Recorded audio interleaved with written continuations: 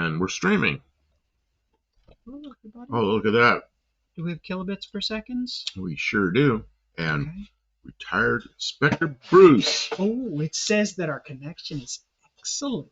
That feels He's here at special, doesn't it? 9:45. And Okay. Buddy Carfano as well. Okay. Well, they both get 3 points for their promptitude. And I see there's other people here. Throw in a comment if you're here, and I can award you some points.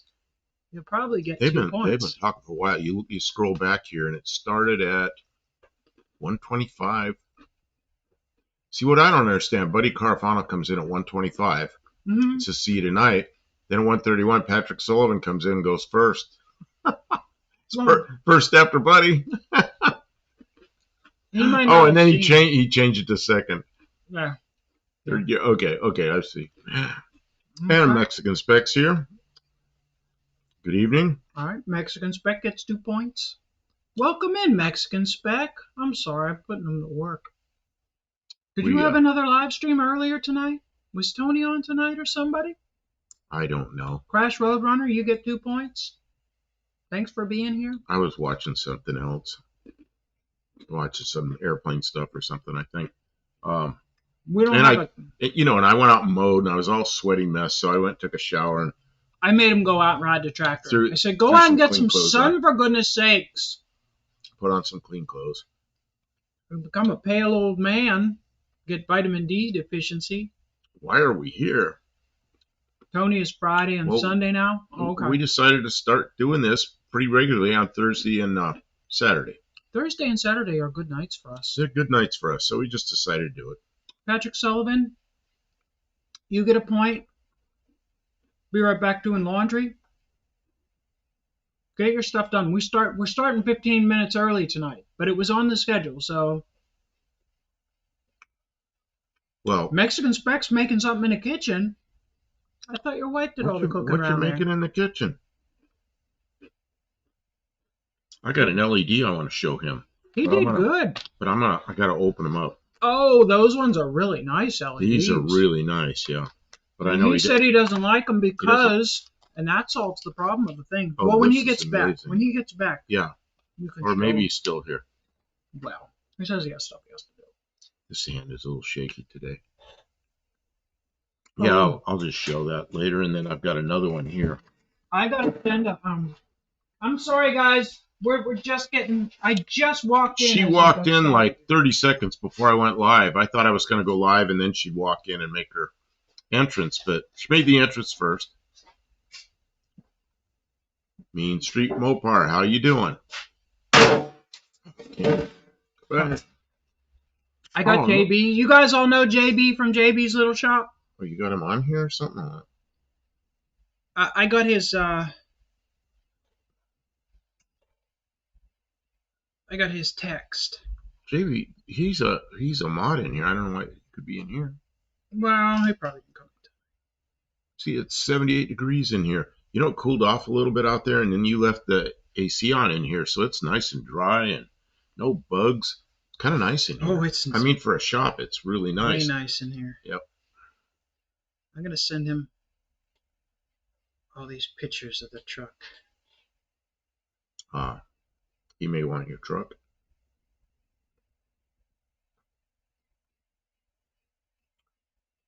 Yeah, I'd like to know what Mexican Spec's making. Probably something good.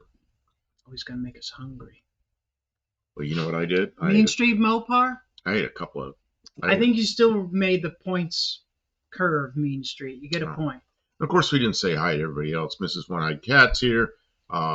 Retired Inspector Bruce. Lester LeSabre. Oh, I guess I did say that. Well, a ton of people are showing up. Lester LeSabre, I had some emails with him today. Oh, I said I'd get some dimensions for him. So I've got to do that because I sent him those pictures that I took last night of the whatever that hook is that holds the prop rod in place. Oh, okay, yeah. And he'd like to have some dimensions, so I'm going to have to make a little drawing and then put some dimensions on those pictures or something. So, because I guess he's got to make one. I was going to give him the one off the parts car, but somebody already got it. What happened? It's the same bolts that hold the radiator in. Somebody took the radiator, So you know what people do? They just take the hardware and then everything and just chuck it somewhere. So it's just missing. It's a parts car, I guess. Um,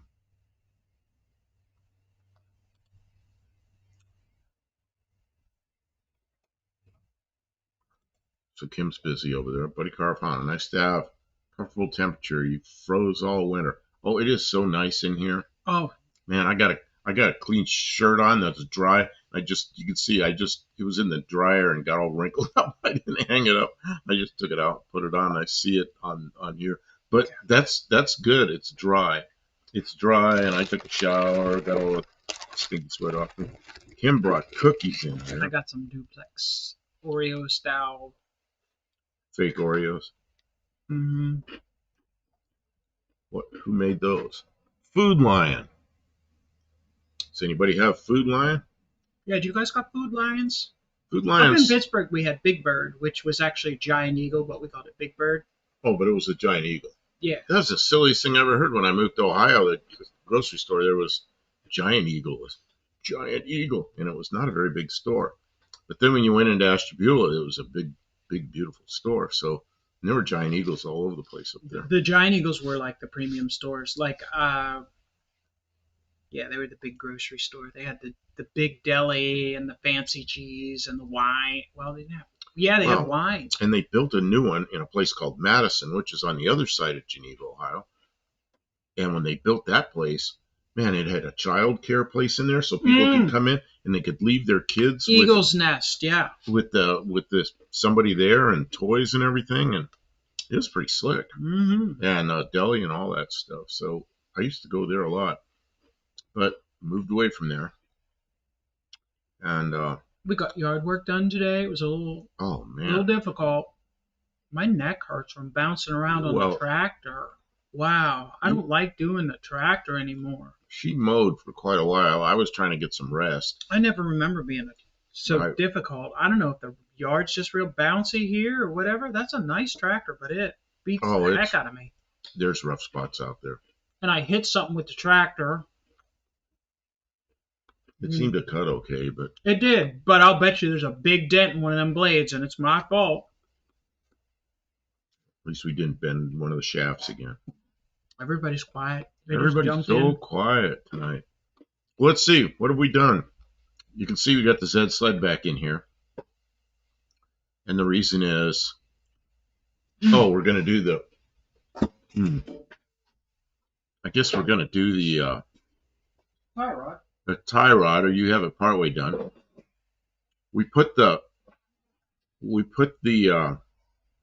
are we doing for the 4th? I don't know, probably staying here. We put the new flasher in. Yeah, we put a new flasher in so we could use LEDs. And I did a video on that, and it's up. And then these came out. They were full of, like, mung. Oh, those things. Green mung. Those things were full of dirt. They were, I thought, man, the inner part of the lights. You can still see a little bit in this one. The inner part of the lights are really good. Right the here. Outer parts are really dim. And Kim looked down in the hole where you put the bulb, and she goes, "It's really dirty in there." So she got like a big Q-tip thing, and she goes, "Man," and then she took it apart. We were trying to swab the dirt out with this. It had like an 1/8 inch of mud in there. But this one was sort of crooked, and I noticed that the glue was coming undone. So we're going to have to glue that back. So I pulled this one. This one came off real easy, so I started working at this one, and it wasn't really much harder to get off of there. But this one's got a little hole in it. I should see if I can find some clear. Well, here's the thing. Did you notice the LEDs I got are red? They're just this brilliant red color. So if you ever get a hole in the lens or something, then the police don't come after you because you got white light to the rear, because they love that. That's an excuse to come mess with you. Oh, yeah. And then we're going to do a short before we put them back in, because they're 2 layers. There's an inner layer and there's an outer layer. So anyway. Just wow. And I was trying to get them to come apart, but I think they're glued. It looks like they like melted them together on purpose, and I didn't want to try and break that. I was worried that would be a problem. So, Rapid Transit Garage is here. Good evening. Welcome. Gearhead's here. Welcome. Welcome, welcome. What are we started 15 minutes early tonight. We're not going to, I don't know, we're not going to do What are we going to do in anything the on the 4th? 4th. Work on cars. Probably What else do we work usually on do cars on or the 4th of July? sleep. What do Listen, you guys do? listen to all the gunfire outside. Oh man, there's fireworks. I can hear it. Oh! I took a short. I tried to take a video, but there was too many cars, and I had to pay attention to what I was doing. But tonight's the 4th of July fireworks downtown. So I went straight through the middle of that to get to my group. And then John Hart, thank you, John, if you're watching. John gave me instructions on how to come back the back way. So you don't get caught. So I could have, yeah, because there was a lot of cars out there. So where is it? Over by the... that grill. That's yeah, right okay. That's what I figured it was. It's where, yeah, which yeah. is right where you got to drive by. Chaotic. Oh my gosh! And they got cones out there and cops everywhere. It was crazy. So now I'm going to steal a fake Oreo or two. Okay, don't eat too many of those. Hippie Long, just eating hot ham and cheese. Oh man, does that sound good? And Kim bought these. I hope everyone. They're not Oreos, but they're fake Oreos. Food Lion, which is what I started talking about. Food Lion's just a grocery store up here. Teach your kids to be responsible with their 4th of July stuff. Oh man, who else has the experience as a kid of running around the yard with a flaming hot piece of wire? Remember when they used to have those sparklers that were like a metal wire, and we would run around and whip them all around and look at them. I grew up in California.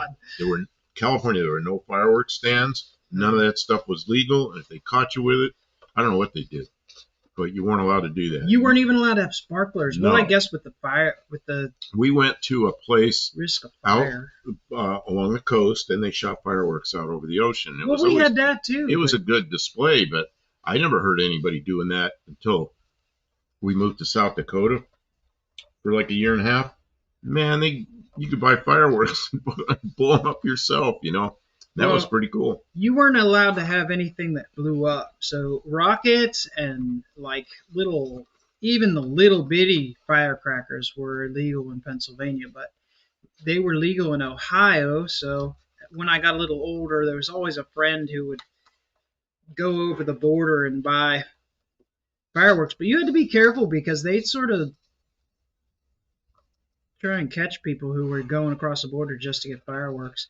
But he had an excuse to go out to Ohio, so he'd go a little further out there, and his brother would buy the stuff and take it home, and then he'd pick it up. That's years and years ago, well beyond.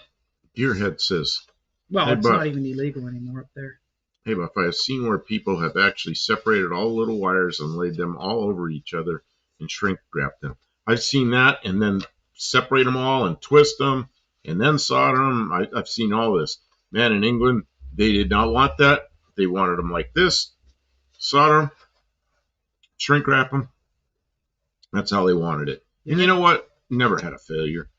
That was on an airplane. That was that airplane that was flying at over 70,000 feet. Yeah, I'd never heard of that. And that was their way. What are you cleaning that with? Something made it really nice. I'm just rubbing it with some paper towel. But we had snakes, which, oh God, don't breathe in the smoke from those snakes. That sulfur would kill you. And smoke bombs and sparklers as kids. And then they stopped having those wire sparklers, and they started having those long ones that you're supposed to stick in the ground. Lesto Saber says, I've heard that a green light bulb behind a red lens will give an amber light. Not sure about that. I've never tried it, but it might work to make an amber turn signal. Well, then I'd also have amber brake lights. It's the same filament makes the brake lights go. And same. Oh, same bulb, yeah. Lens. You'd have to split it and everything. You know, my Pinto wagon, the last one I had, I did that. I put some little round lights in where the backup lights go, I guess. I'm trying to remember how I did that. But anyway, I ended up with amber turn signals, but then my brake lights were amber. And you know what? I never got stopped. I was in California. I'm amazed I never got stopped for that. Yeah, they harassed you a lot, didn't they? Well, Californians, they just love stuff like that. They were just... Dougster's here. Hey, welcome to the stream, Dougster. Potato to you. What was I going to ask? I know what I was going to ask, Dougster, and I forgot to ask you on your live. Why don't you archive your lives? Man, when you finish your live, it's done, and you can't go back and see it. It's just like as soon as you leave, Not it everybody just wants goes. to. It just goes.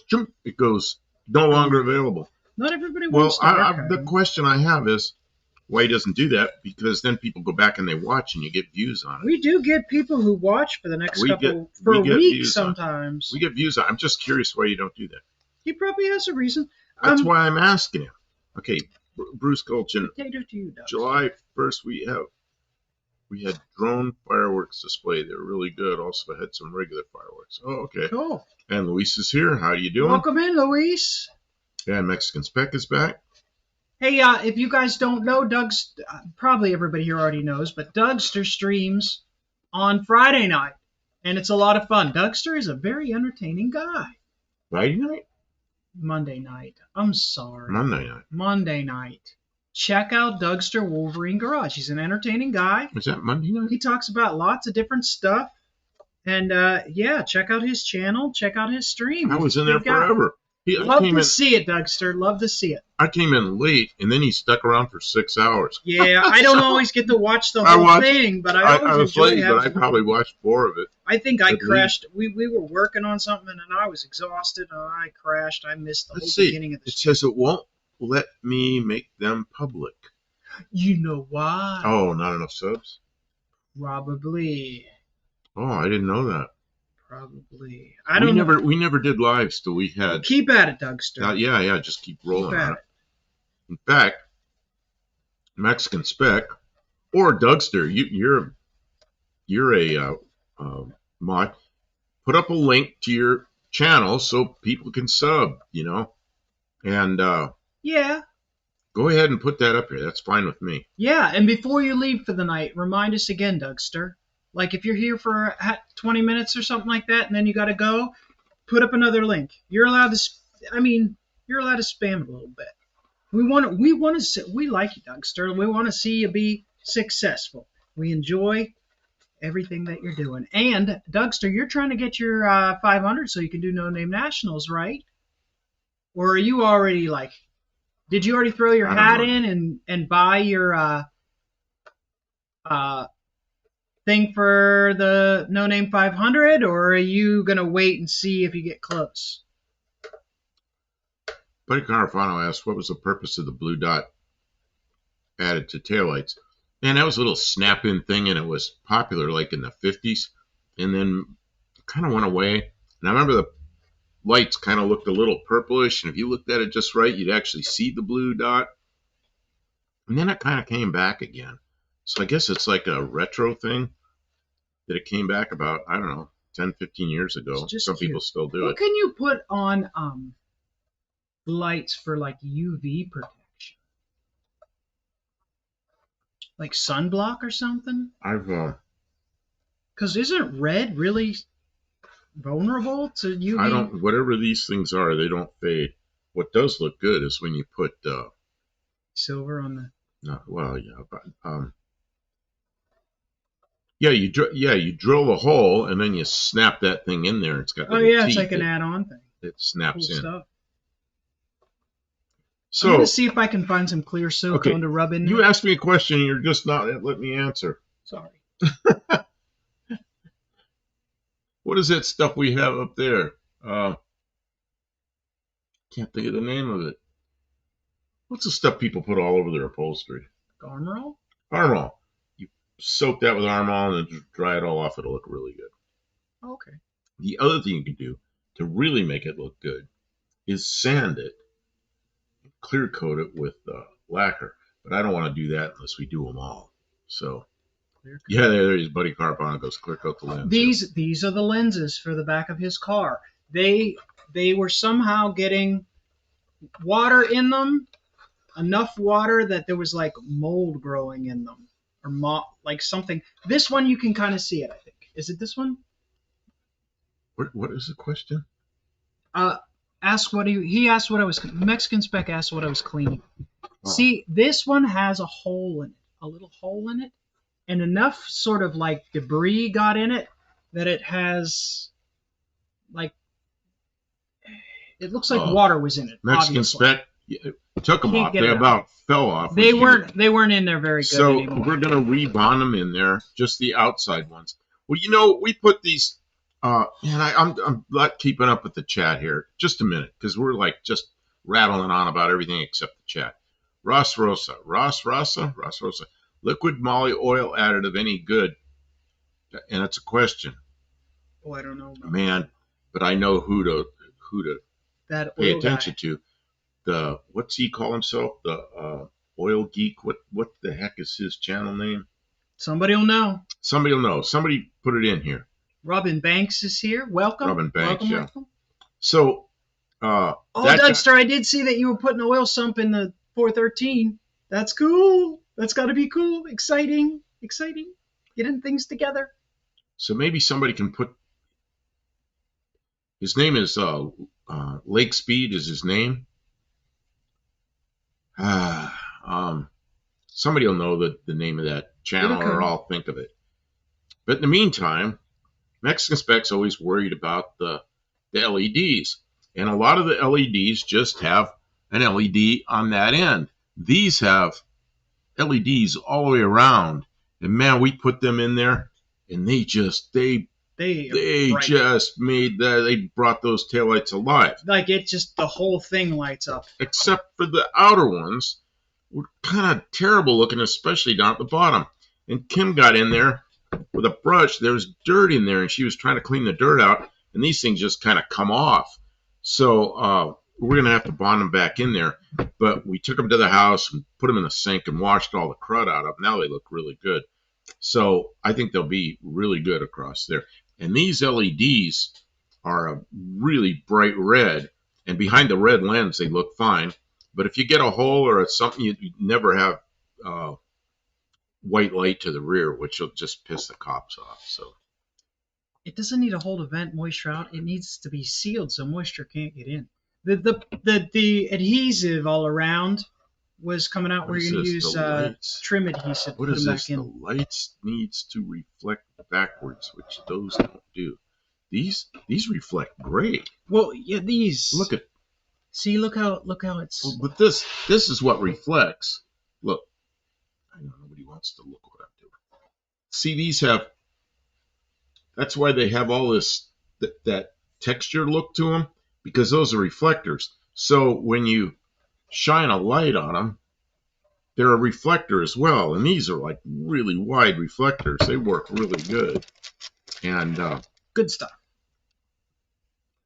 Last year did until 1989. That was enough. Okay, we're talking so much and not paying any attention to Ari the chat. said the registration on this truck was 800% more than $29. Ouch. Who's this? Where's this? Last area, how much the registration on a 72 truck? Said if it was more than $29, it was too much. He said it was 800% more. Man, the last car my father bought in California before he died was in 2016. It was a Ford Fusion. He financed the first year of the registration because it was over $1,000. Are you kidding me? Outside of Belong says taillight lens needs a new sealed gasket. Yep, we're gonna do that.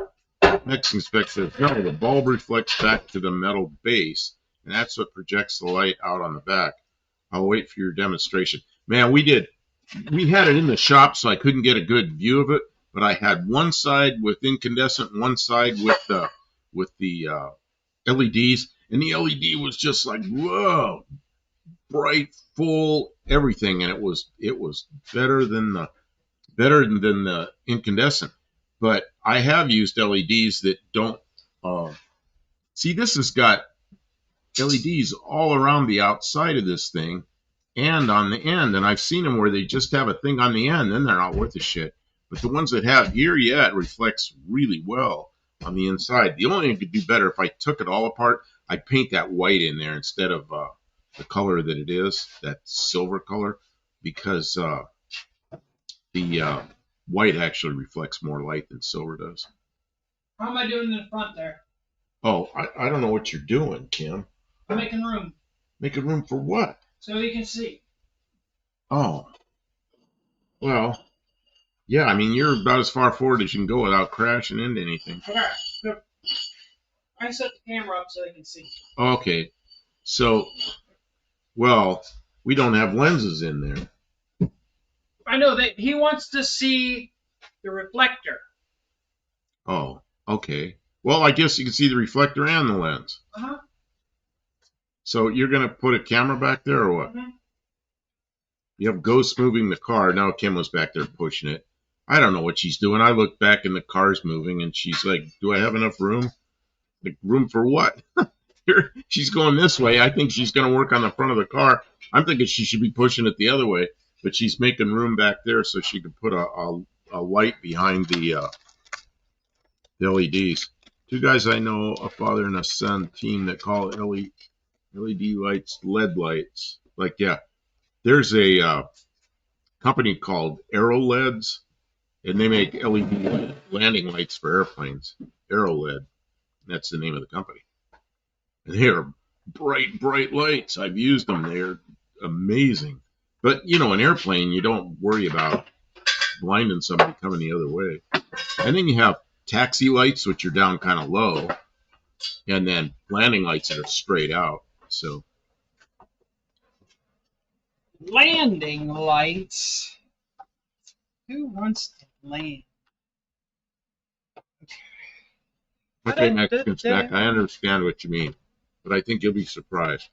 Yeah, you'll be impressed. You may have a new perspective on the whole thing when you see this Mexicans back. It is pretty slick.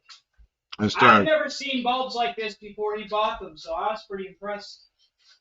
Oh, you know what? They won't be white because they're red bulbs. So they'll reflect. I'm going to be curious to see what it looks like, too.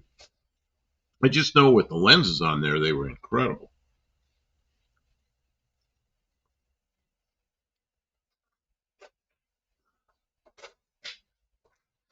Hippie Long says, vent holes to allow for air circulation and pressure equalization, preventing condensation buildup.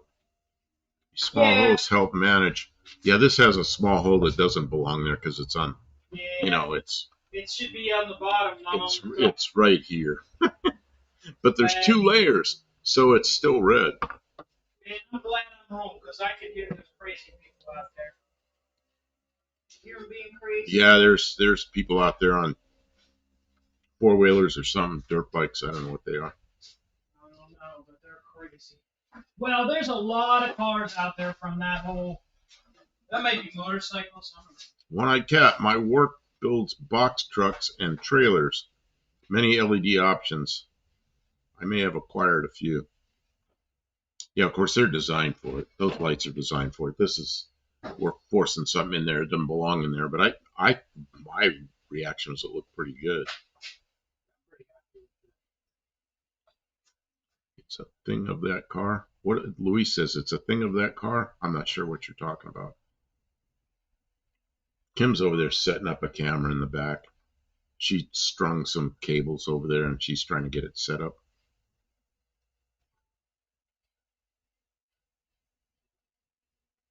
Could be long. Just saying what I and Google knows. Man, Kim, you brought these cookies. They're so good. Oh, I gotta take them away. I know I'm not supposed to be eating them, but I'm eating them. Yeah, you put this is like a box full of poison that tastes good. A box full of poison that tastes good.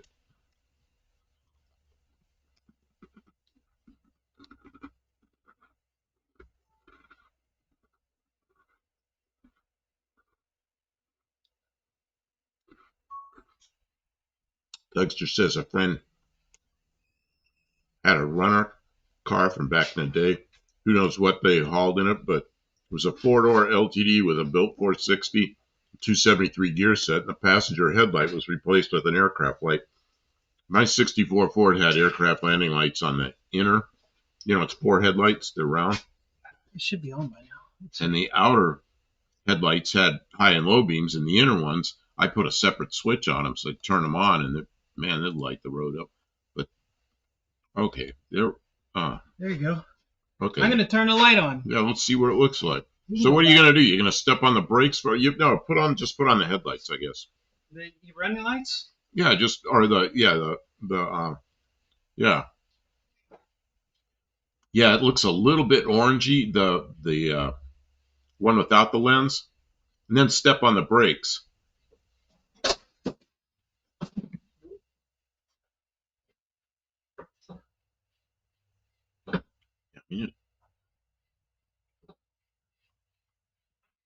Yeah, the red, because you're not looking head on to it, it looks a little funny, but I mean, it reflects off that reflector pretty good.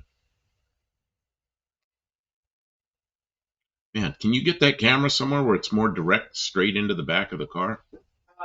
Yeah, but I can't get too far behind it. Yeah, I know, but we'd be able to see because we're off to the side. It looks kind of funny. It looks very red back here. And I don't want. Yeah, and he's right. It is bright in the middle. Yeah, but give me the reflector. Yeah, okay. Oh, you're gonna put one of those on it? Okay. I'm just gonna slide it over there. Yeah, just don't drop that thing. What do you think? You want me to hit the brakes again? Yeah, I mean or put the turn signal on or so. Oh, turn signal you need to turn the switch on, but okay, I could do that. That's good. You see what I'm saying, Buff? You have two round circles. The incandescent just does. Okay, here, Cam, take a couple of these incandescents. Yep, switch it out. Switch it out, or just put one. Yeah, I don't know. Put them in the somewhere in the one we're looking at. I gotta come around. I know, but you got to be really careful because those sockets are a little bit on the crusty side. They're a little rough. Yeah. They're a little rough, yeah. But I lubed the shit out of them last night so we could get the bulbs in and out. Or just put that one in, that one right there, and then you can compare the two of them.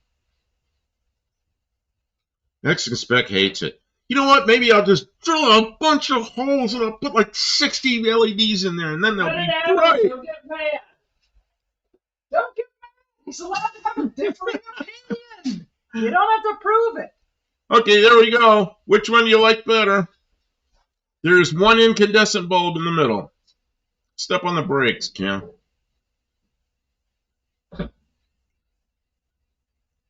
So now, which one's better?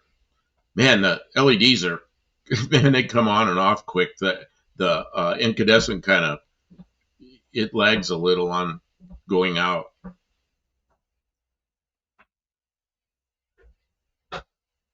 Okay. So now what do you think? Well, now you turned them off, so we can't have an opinion. They had their opinion. They got Oh, that's all they get to do. That's all they get. So Mexican Spec says, now your taillights look like brake lights. Well, you know what? They look like brake lights on newer cars. Yeah. I mean, they look like running lights on newer cars, and they look like brake lights on newer cars. Hippie Wong says the middle one sucks. Mexican Spec likes the middle one better. You know,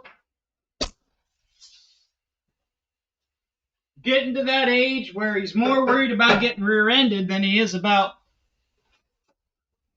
blinding somebody. Okay, I'm worried about that taillight falling off of there, but okay. No, that's okay.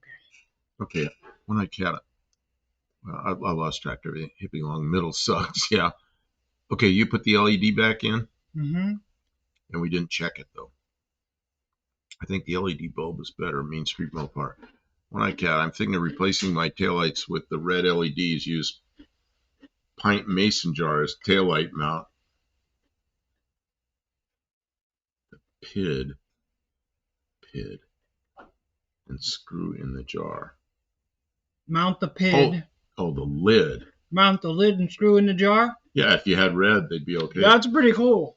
Mexican Spec says they are brighter for sure, but they look like 2 circles of light. Okay, whatever. And I'll tell you what, when you're outside at night, That they camera is perfectly out of the wrong. They are incredible. Well, yeah, I know. I swung it around to fit before. What brand LEDs did I use? Oh, some cheap Chinese crap. What are they? They came off of Amazon. They came off of Amazon. What does it say? It doesn't focus. Here. They're not focused. They're too close. They're too close. Okay, I'm gonna go hold them up to the other camera. These ones. Where's the other ones? There's another pack of the little ones. Oh, here they are. These guys are the little ones. Can you read them now? No, it's so out of focus. You could barely even tell there's a label. Ah, there you go. Almost. You went through it. There it is. Melfan Auto 1157 314 chipset. And they are the red ones. I bought the red ones so that if you've got ads now covering up. I'm trying to talk and there's nothing but interruptions.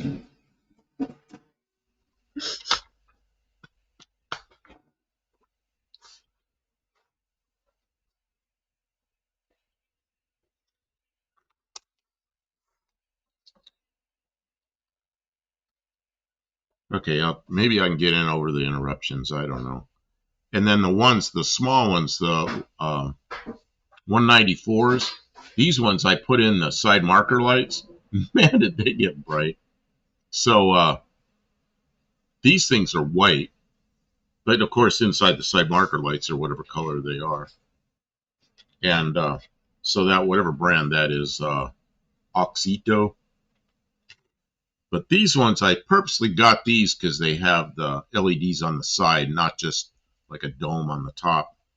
Because then I think they will look very much like a round dot without having any reflective ability. I'm pretty happy with them because they're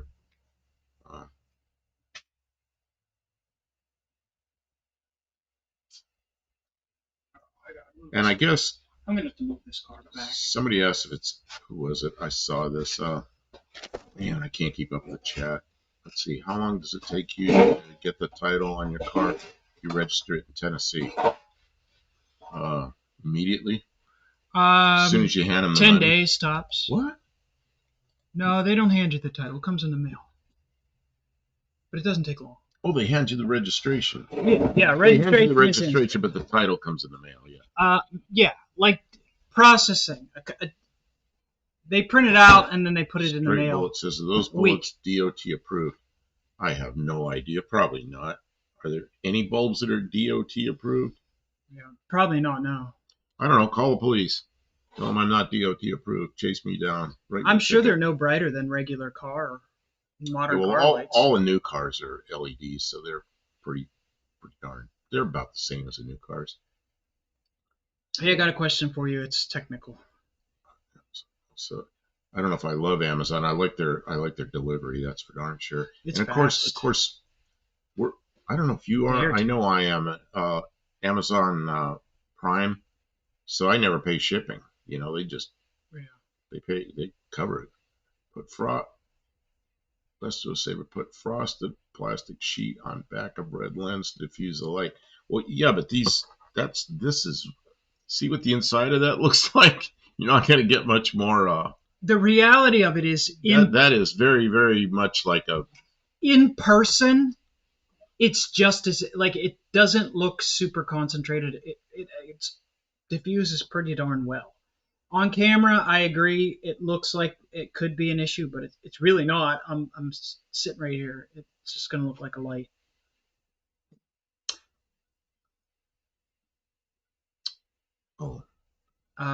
Print a title on the spot. I don't know if that's an option here or not. Where's this? I'm lost. Maybe you can pay more money for instant title, but it's pretty fast here.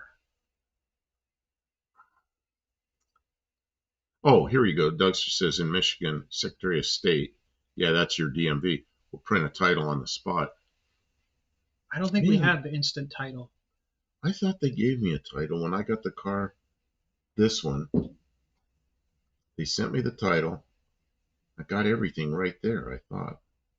I don't know, because I know I had the license plate and the registration. We took it to Texas, screwed the license plate on, stuck the registration in the glove compartment, called my insurance person right then, Every said time, activate the insurance, and no, every we time were, I've done it, the title came in the mail in and like it could a have. week, I just don't remember. like super fast. But I never needed one instant, so I never checked to see if there was like a extra thing. What I really like about Tennessee is the service at the, they call it the what's the name of that office? It's not the DMV.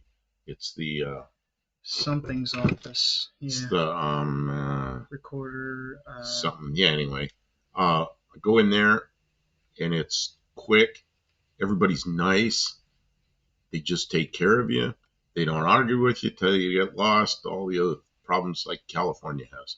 California going in the DMV is just like, it's like a day of dread, you know. Arizona wasn't bad either, but Arizona you had to wait a lot longer than here. Here it's the county recorder's office or something. I don't know. I don't remember what it's called. It'll come to you. So I wanted to ask, hey, where did you get that cookie? It came out of that bag. No more cookies. How many? You stick the whole cookie in your mouth. This man can't take a bite of a cookie. The whole thing goes in his mouth. No more cookies. No soup for you. I got some of this silicone. Silicone. Oh, it's white silicone. That's I don't wrong. want that. You want clear silicone. No, I want that. Oh, you want to put silicone in it. I don't know what you're doing. Well, I was going to ask you. That was something. What's that? What's that in your hand? Something was going on here, and somebody took care of it. Mexican took care of it. Thank you, sir. What's that in your hand? It's another cookie. I don't want you to get sick. The whole thing goes in his mouth. Like a naughty puppy. He runs up and he scarfs the whole thing and he runs off and has to spit it out in the other room because he can't even chew it.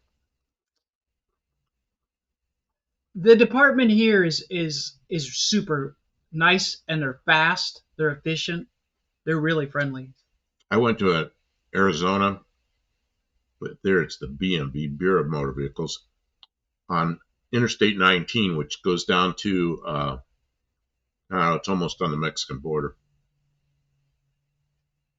And they had a little mobile home with like two little cubicles and nobody in there, no customers in there. I walked in there. Can I help you, sir? Went over there, showed them what I wanted. Oh, I bought a trailer. They did it all right there, paid him for the license plate, walked out. It took me like 3 minutes. They were nice. Thank you, Mexican Spec. I didn't even get to see what the comment is, but I appreciate you being on the ball with He whatever's was. going on. He was. Okay. But what I wanted to ask, I was going to reach over there and do it myself, but he got it. By the time I reached to the mouse, he had it. Do you want to just like smear something over it, or do you want me to get you a piece of lens material and glue that onto there? I want to leave it alone. Or you want to clog up that hole? Yeah, because that's where I think when water runs over it, I think that's how you get goop in there. Yeah, what did I say? BMV? MVD, Motor Vehicle Department? No, I think it's a BMV. I don't remember now. MVD? It could be MVD. I don't know. That doesn't sound right. Somebody can look it up. You know, it's really funny. My old CB handle from way, way, way back, a bunch of people started calling me the Cookie Monster. And that was long before that Muppet thing. Oh, really? Yeah, it was way before that. The Muppets even. Yeah. No more cookies. That's terrible. There was a Rugrats episode for everything. Yeah, in California, AAA can do title transfers. Yeah, in Pennsylvania, I don't know how it was when you were there, Kim. When I was in Pennsylvania, that was in early '90s. Pennsylvania is You the slowest. you had to belong to AAA, and they had to do it. No. Which that's how it was when I was there, and I hated it. I hated it because I had to go. Someone roped you into buying AAA. That's all it was. Yeah, so Arizona Motor Vehicle Division, MVD. Is that what it is? The good thing is that's external. We can add to that at any time. So let's not worry about it. If you don't want to do it, let's not do it right now.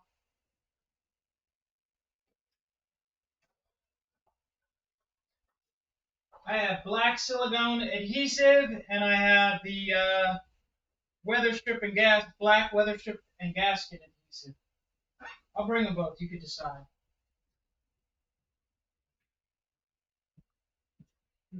Yeah, Arizona Department of Transportation, MVD, Motor Vehicle Services. That doesn't make sense. There you go. I sent me a message to Mr. John Wilburn today. Is anybody who's I don't here? know. It's MVD.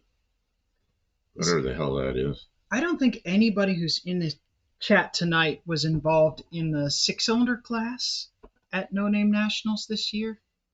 Nobody, right? Has it cooled off back there? It's a little cooler tonight.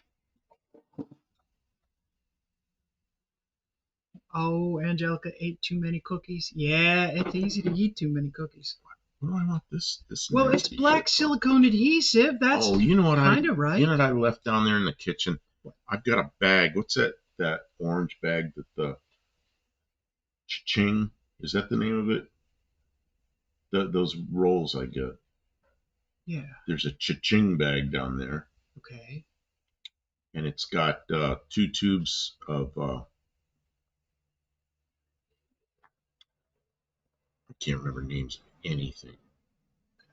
The what's that black epoxy you use? JB Weld. JB Weld. Quick Weld. It was on my desk, and when I was looking for that cable, I'm digging through my stuff where I couldn't find the cable. There's 2 JB Welds in there, and one of them's leaking all over my desk. So I put it in that bag. I was going to bring it up here, but I forgot. Josh, welcome in. How you doing tonight? So, my neck hurts from riding the tractor. Straight says there's no way that your CB handle predates the Cookie Monster, but the Cookie Monster's been around forever. I've been around longer than forever. I don't know. I'll tell you when I had that handle was in 1973, 1974, somewhere in there. And it wasn't one I picked. It was people were calling me that. You don't always get the one you want. So I don't know when did Cookie Monster come around? Oh, I gotta turn. Oh, I remember when Cookie Monster was Monster Piece Theater. That's so good. That's such a good memory. That's funny. I tried to shake that. Awesome. I shook that handle because by the time I moved somewhere else, I just didn't tell anybody what it was because I didn't want anybody calling me that. I was watching the intro to the Muppet Show before the Tuesday night stream. For some reason, I was just in a Muppet kind of. It's like bump, bump, bump, bump, bump, bump, bump, bump, bump, bump. It's time to put on Cookie Monster was first created in 1966 by Jeff. Okay, maybe I just didn't know about it then because I never saw the Cookie Monster until later on when the Muppets came out with that blue thing. It's time to light the lights. It's time to meet the Muppets on the Muppet Show tonight. Boom, boom, boom, boom, boom, boom, boom, boom. So maybe people did know. I don't know. They started calling me Cookie Monster. That they did because you look like a big blue monster. Cookie Monster's a little older than I am. Well, you're way younger than I am. Are you a tractor gnome as well, Kim? What's a tractor gnome? A gnome. I don't know. I should not ride the tractor. It's too bumpy. So you brought me all these different adhesives. I brought you 2, not all the different. Oh, this is the one I'm looking for. I know. That's why I brought it to you. So, see, this might not be thick enough. I don't know. See, there's some rubber things in here that were all ruined. This is what's left of the rubber gasket. So where am I going to get a rubber gasket like this? I guess we could. They're probably $100. Oh, you probably can't get it. It just looks like it's somebody did a good job of filling it up with silicone and I don't know. stuck I'm it going in to have to there. go back there and study it and figure it out. And if I don't like it, I'll go take the one off the board out there. Okay, but before you do that, I want to get a short of what those light housings look like. What is this, Kim? How did you handle the change in Kermit's voice when Jim died? I don't know what he's Um, it was okay. It was okay. It was different. But what could you do? talking about. Scottico Motors is a tractor gnome. He's on his tractor. I don't even know what all this is. Louis says, I remember that episode, a cameo on Sesame Street from the Grim Adventures of Billy and Mandy. Man, am I lost. I don't know The that one. Muppets, I never watched them. Really? I found out about them later or something. I don't know. It was after I was a kid. So, once you're not a kid anymore, like I'm in the military or I'm got a business and I'm so overwhelmed with what I'm trying to do that I wasn't watching stuff like that, just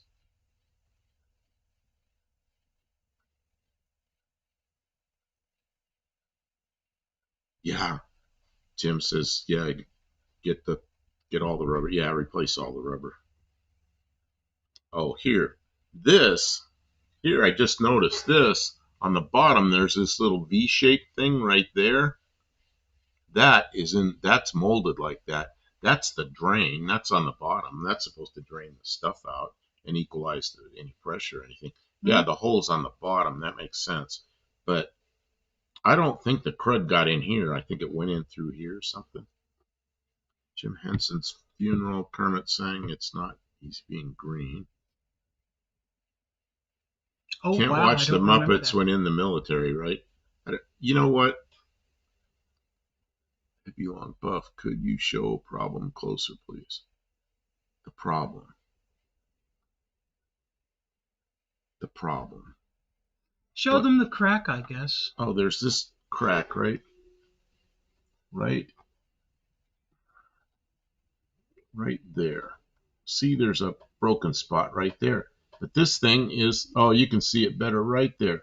But this thing is double walled. It's like, it's it's clear here, clear red, and on the inside it's got reflective. It's got all this stuff, so it's reflective because it has to be reflective. So it's two layers. So this doesn't show white through it, and then I put red LED bulbs in it so that they're really brilliant red anyway. So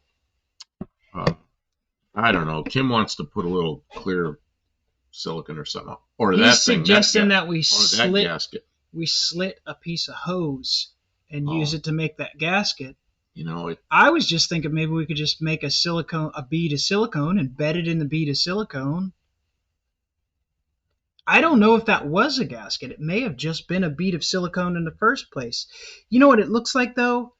Have you ever installed a windshield with like the tar strip? You put like the big bead of tar all around and then you stick the windshield to the bead of tar. that's not tar. It's urethane adhesive. Okay. You know what I mean though. This looks like it was that. It doesn't look like it was ever like a perfectly molded gasket. It just looks like somebody stuffed this in the channel. I don't know. You can put a mesh plug in to stop the dirt. This is a special shaped thing, and there's one little tiny piece of it left. So I don't know. I'll have to figure out something. Yeah, window urethane. You're right. Do it like they did at the factory. That's the best. I don't know if we have that option. I don't think it is the best. It only lasted 47 years. Yeah, when am I gonna get it? Go into the Ford dealer. Go. I need one of these that fits a 1978 Mercury Zephyr. I'm telling you. You're going to look at me like, what's a Mercury? What's a Zephyr? Yeah, right. How long ago? What? We threw those catalogs away 50 years ago. Yeah, right. I would look in the paper catalog. Like, they get. Let me check the stone tablets in the back, buddy. If you had the long tapered thing and you just lop the end off and just gooped it in the channel and then stick it in there, you're done. I think you're. I mean, it's your car. If you want to stress it, then make sure you're comfortable with how we do it. I'm not going to push you, but if it was mine, I would. It was basically staying in there with nothing holding it, but one side was being held by this. Yeah, but the that's supposed to seal the weather out of it. Yeah. I think if we were to put. Well, this stuff is in everywhere where it didn't come out, so there's a bunch of black in there. Oh, there's still some in there? All of the rest of it is in there. Okay, well then I'll just use this adhesive and stick it in there to be fine. I don't know. My favorite movie of 1970 is Mr. No Legs. Man, Luis likes all these movies. I don't see movie. You know what the last movie was I went to? I've told you, and it's kind of funny. Because I took one of my kids to see Pokemon 2000. That was the last movie I went to.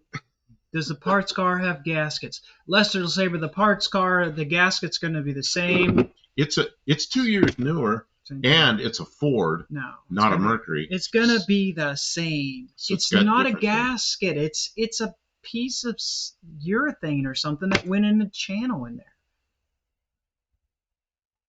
I don't know. I don't look at it as being a big. Dougster says Sika brand window urethane and primers are the best. Alex from Hubert's Projects. He had the Meep. Ooh. The Meep at No Name Nationals last year. Meep. Maybe means cheap.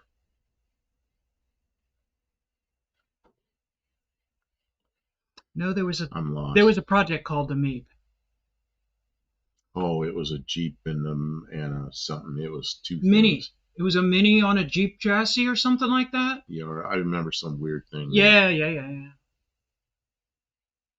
See, we have some 3-end window urethane. That's not window urethane. He just needs. What is it? It's super weather stripping adhesive. Okay. He just needs time to absorb the problem and get comfortable with the solution he wants to do. And so I give him as many options as he can. He yells at me for giving him lots of choices, and then he picks which one he thinks he likes best. That's how it always works out. I'm okay with that. These didn't fall out, really. There's a place where the light bulb goes in here, and Kim was sticking something. It was really all dirty down in here, and she was sticking a long thing in there trying to clean it out and started pushing on it, and it started pushing the lens out. So she took it out.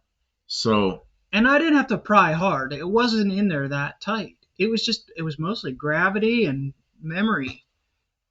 But there was some of this that I had to peel off. So it was stuck a little, but not. And it was so dirty.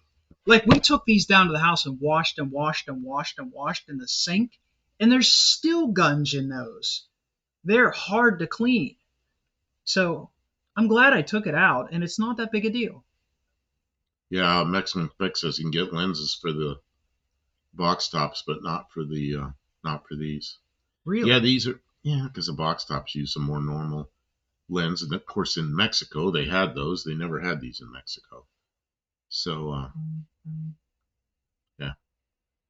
Hippie Long says lay a bead out on wax paper, let it set, and then embed the lens. It'll give a flat edge. That would work. That's a good idea.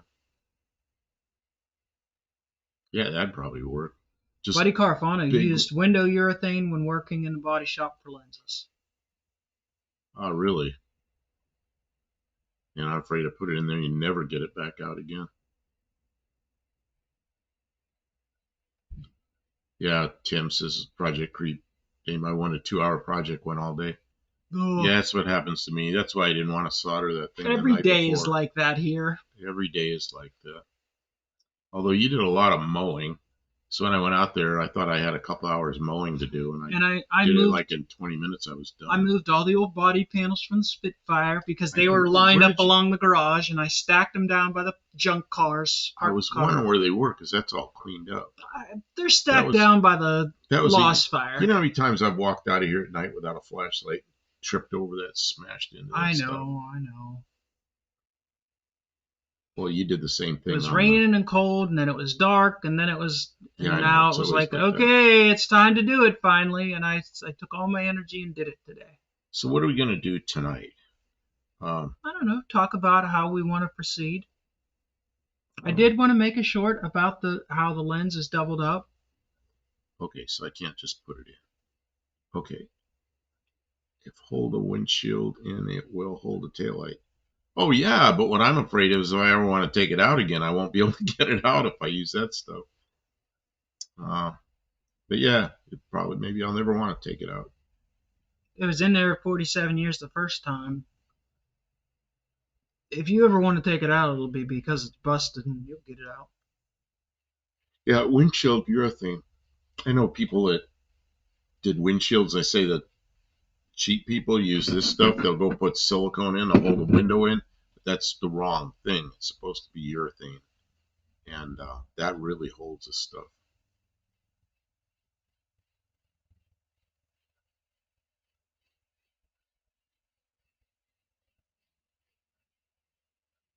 That's just saying, yeah, these I think are melted together. There's an inner and outer, and it looks to me like they're plastic welded. They're just melted together. I have to get an Tim says aluminum floor jack. Says Tim, that 3-ton steel jack got heavier over the winter. Oh man, even that's the what's aluminum one's heavy now. that's what's under here right now is that aluminum one. Oh, that aluminum one. They had a steel one I used to have to carry out to the flight line, and when I got the aluminum one, I wasn't supposed to have my own jack out there, but I started carrying it because I don't want to carry that steel jack.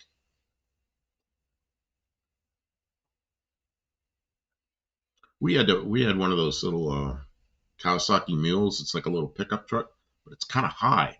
I had to lift that stupid jack over into that thing, and I got really tired of lifting that steel jack over there, and the aluminum one was easy.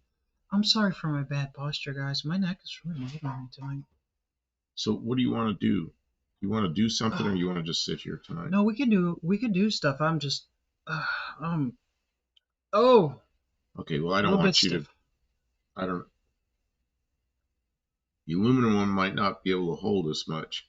Well, they're rated. Like mine's Yeah. a two ton aluminum jack.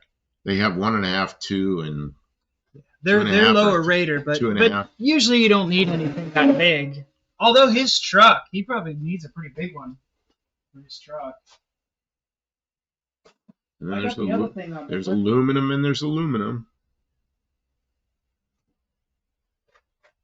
Dougster says, speaking of flight, I have my eyes on a Snap-on taco wagon toolbox. It's Aviation Mechanics toolbox. I'm not sure what a taco wagon is. Here's the other thing we've got. Oh, whoa, So I'm dizzy. Mexican Spec's going to ask him, and now we'll have to figure out. You're going to put that greasy thing up here. Just clean this off, okay? So why is this here? That's the other thing that we're working on. Why is it on my desk? Just to show it to everybody? Because you're the boss. So when I do something good, I should present it to I you. soaked It's this like all up when, and cleaned this like, just you know before how we when got you here. have a cat and it kills something in the yard, Oh, and it then it brings it to you. brings the bird up and puts it on your porch. It's just I've like had that. many cats do that. It's just like that. I still want to try to pour my own lenses in acrylic. I think that would be cool to do. What about 3D? Yeah, What about me too. 3D? I I don't know if you can 3D print because I don't think it's clear enough. I asked a guy and he said no, that you can't because of the Reflective ability, or what? no, it just doesn't look right. He says Oh. it just doesn't come out good. It's not the right filament. Tim says I have a 32-ton jack for my Freightliner. I don't even try to pick that one up anymore. Oh, that sounds big, heavy. Tacos don't come with the box, Dougster. Oh, man. Oh, there's the washer you put in. Yeah. Feel it's See how tight. she fixed that? She stuck a washer in there to get rid of the. Well, no, I put it in the press and I pushed. That's pressed in there. No, the original assembly. The the rod went through there, and then it had a cap that went in the back. But for some reason, the cap was not tight against the back of this ball like it was supposed to be. See, there's a green thing walking around on it. A little green bug walking A around. little bitty leaf hopper. Why is there a leaf hopper in the tie rod? So you handed me this to show off, and then what? I don't know, that's just that needs fixed. That's Fixed fixed. or just replaced? We have new parts. We have a replacement. We have a brand new one of these. Yes, we do. Does it come with this nut? I don't know. We'll have to look in the Look box. how tiny the ball and socket is. Those early rack tie rods were easy made flat rate champions. Oh, I don't know. That's a super easy thing to. It was the Yeah, first there's time it was a little tough to get apart. I was a little I Yeah, didn't know how it came apart, so I was a little bit like There's those- apprehensive. There's those press in things. But once I knew how to get it off the end of the thing, it's easy. We were talking about how aluminum floor jacks aren't as strong as steel ones. Yeah, but you just follow the rating. So Yeah, the same size aluminum one is probably rated at like 2/3. So Snap-on taco wagon is a large rolling toolbox meant for the mechanic bringing his tools to the plane. It has storage on 3 sides, boxed, 2 banks of drawers, plus chemical cabin on back. It's probably got big wheels with brakes on it too.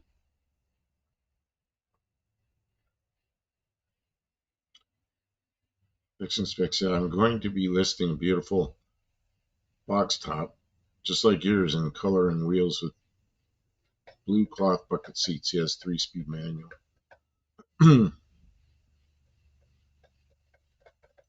Dougster says Red Barn Kibble ad. Oh, yeah, there's some ads came through. Kim. thank you, Dougster. Thank you to our advertisers because they pay for the kilobits.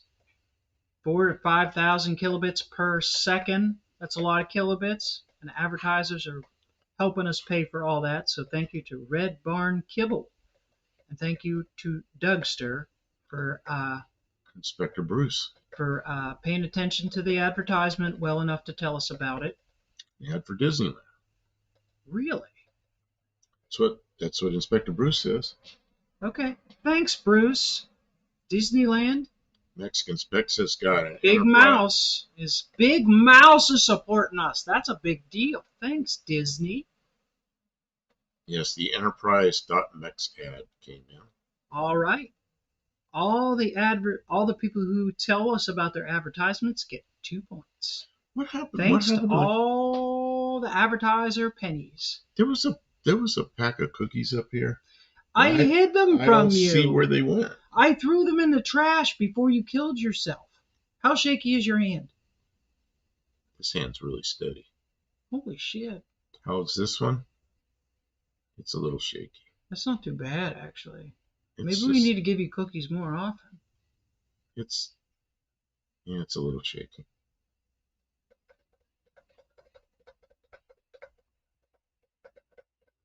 I think it generally got better when I was going to the.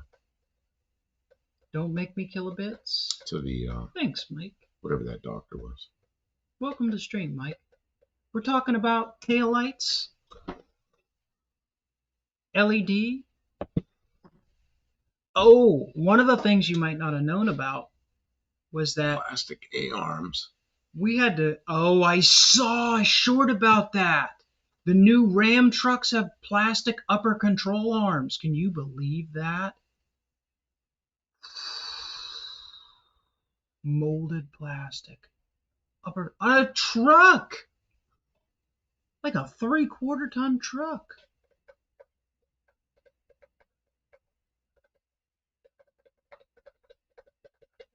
Yeah, a 1.5 ton aluminum jack is good for a lot of things. And Yeah, a well, think about. C20, unless you're picking up the whole front end of the Okay, truck. mine is a 2-ton jack. My aluminum jack is Yeah. it's rated at 2 tons. Yeah. That means theoretically you can put it under the center of the car and lift the whole car up. Of course, you're only going to lift up one wheel at a time with that thing, or maybe the front end, but you're never going to have 2 tons on it. I mean, there's a couple times. You're not going to have 2 tons on it. No. What have you lifted that would be Oh, 2 yeah? tons? Don't tell me what to do. Well, I mean, Where are the parts for your car? if you were to lift up the back of one of your trucks and you had it full of cargo or something, maybe. Yeah, well, yeah, but you shouldn't be doing But that. no, right. So you're not putting 2 tons on that jack. And a 2-ton one is not a real expensive thing. What did we do with these controllers? I think they were in a box in the back seat of my car. Oh, the back seat. Tom Anderson's here. Good evening. You are correct, sir. Let's see. One-eyed cat. Flagpole rope broke. Wendy wants fixed by midnight. 4th of July and all. Uh-huh. The flagpole Flagpole rope broke. Oh, Well, what were you hanging up there? Something heavy? Yeah. Running up the bagel and Stray bullet. I hope that their A-arms hold up better than plastic garbage bags. Who's gonna look, but no one ever does. I'm not sick. One-eyed cat. I'm busy all of a sudden. And I'm so high. So now we have I'm in hell. we making crinkly noises. Shouldn't one of these be like reverse threaded or something?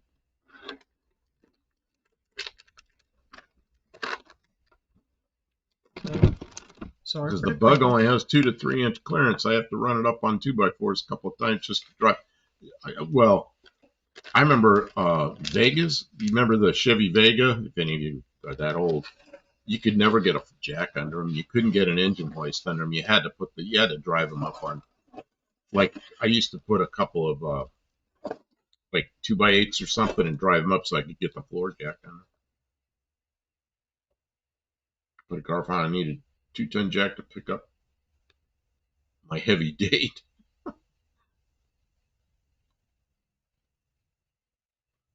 Stray Bullet says you should do a video on how to rebuild a floor jack. Why? I've never done that. You ever rebuild a floor jack? No. My cat says rope didn't age well. Time for fresh. I need to dig out the ladder. Oh man. This looks like maybe it's the longer one. He's tired. He's got to go to bed. All right, Luis. Thank you. Don't stay up all night watching Rugrats movies.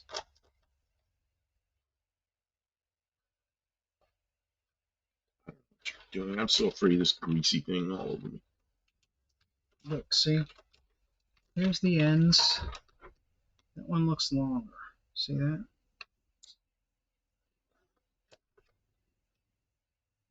Okay. This one. If anything, I need a quarter. Oh, that is the correct. They are different. There's a right and a left.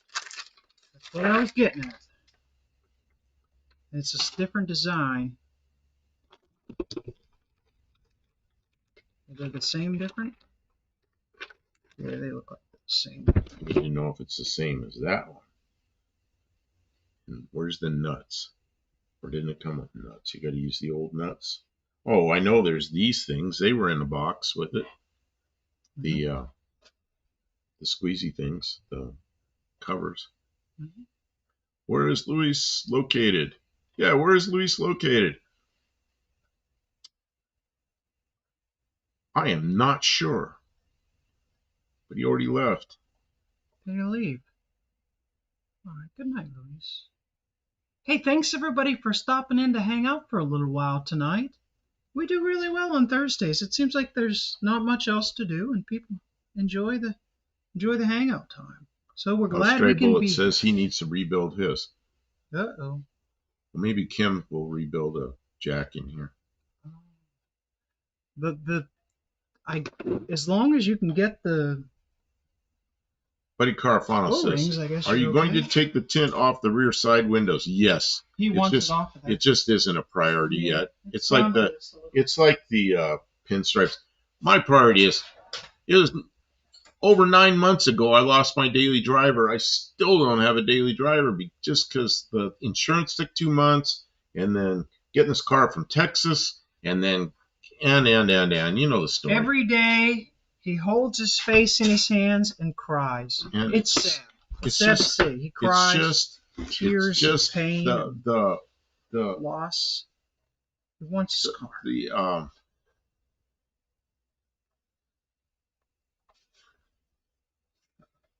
It's just, I like the original style rubber boot.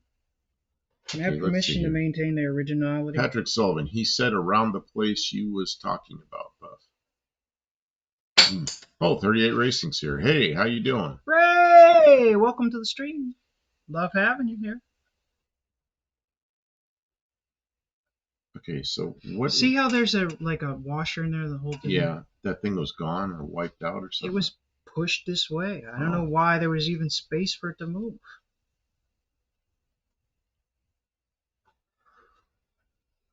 Daily driver, excuse me, daily driver car creep. No, yeah, that's it's it. Just every time. I got so used to going out there and just starting that car up and driving it, and haven't been able to do that since then. Tears. The tears of a cloud when there's no one. And you said the Jeep's running crappy now. The Jeep was giving me fits today. It was like Mike N, how you doing? Says he has a bottle of Jack. I'll bet you that I will almost bet you that the fuel pump went out on the Jeep. I can't be sure. Obviously, we have to do a fuel pressure test or something. But it's just like you press the gas. It just falls on his face. And it was like, the hell? But it kind of. I had that do that one day. Yeah. When I left the physical therapy place. Yeah. I went around the block, got gas, the gas station right there. Yeah. When I left there, it went, and then it cleared up. And I thought it had something to do with me putting gas in it, but yeah, I was worried about that. It might be that. So I pulled up, and I pulled in the parking lot, and I shut it down. I put it in park, shut it off, turned the key, and listened for the fuel pump. I heard the fuel pump go. I started it, but it was still doing it. It was like it would idle, but as soon as you hit the gas, it would stumble real bad, miss, sputter. So I don't know. I don't know what happened. It was sitting here in front of the garage in the sun all day. I don't know, maybe. Dexter said he had a 50-ton Jack for a while, and somebody decided they needed it more than I did. Bastard had to carry it. He earned it. Crap. But Carpon says clogged gas filter, maybe. Clogged gas filter, maybe.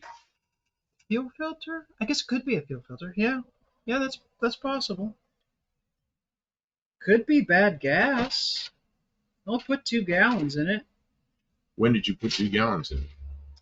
Right before I brought it here. Remember, you were complaining it could smell like gas. That's why we left it there with the hatch open. Yeah. Gas in it. I drove it home. It was fine driving home. And then next time I went to take it someplace, it's acting funny. So. Anyone hearing fireworks in their neighborhood tonight? I did earlier, but it is now. It's after 11. I don't know.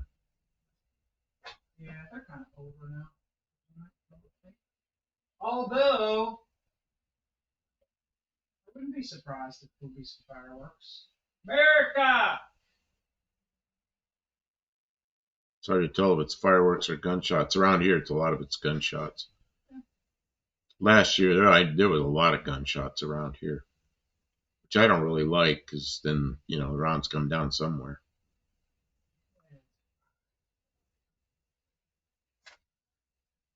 What's all this I'm seeing about the 250th anniversary? That doesn't make sense. That should be next year.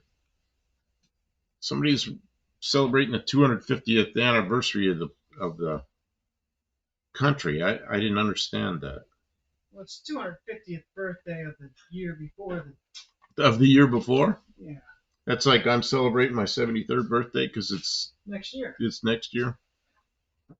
You know how that works, right? Oh. Tavo's here. Good evening. Tim, where'd you put those cookies? I hid them from you. You had too many. They're so good. No more cookies. Are they in that bag? No, I hid them from you. Don't even look for them. You cannot have any more cookies. She brought cookies here for those of you that weren't here. And I ate a few of them. And you were stuffing whole cookies in your mouth with reckless abandon, and I do not want to have to take you to the hospital for an emergency freaking.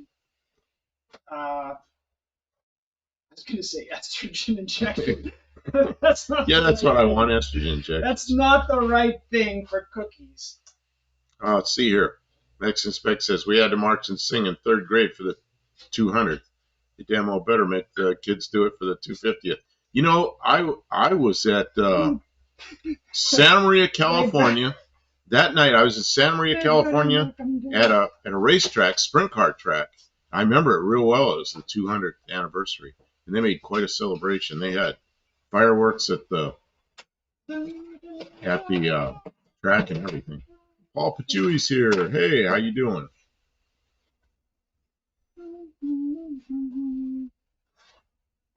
Tim says it's going to be a year-long celebration starting tomorrow, the 4th.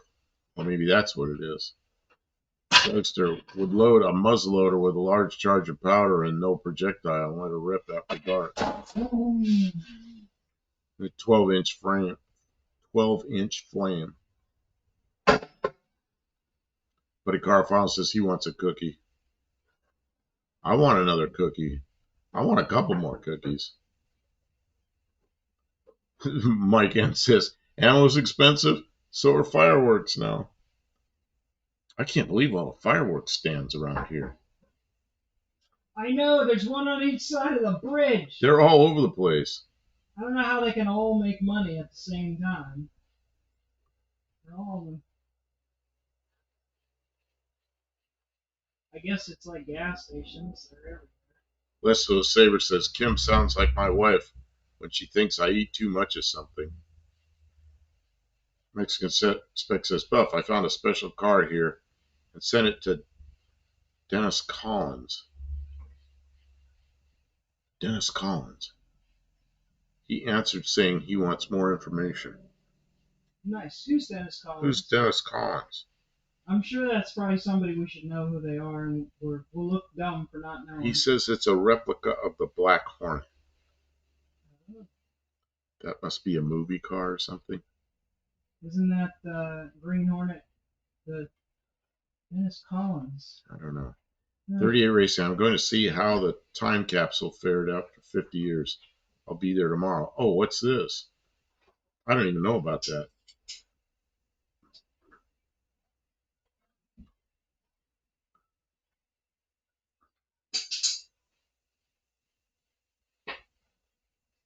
That sounds exciting, though. I would want to know. Tim says, no fireworks here in our town or the county. Too many big fires in the past 5 to 6 years. Yep. Mexican Spec says, he is Richard Rawlings' buddy in Texas. Oh, nice. Okay. Coffee Walk on YouTube. Oh, and he got a hold of you? Richard Rawlings' buddy. Oh, Dennis Collins was on Gas Monkey Garage. Oh, okay.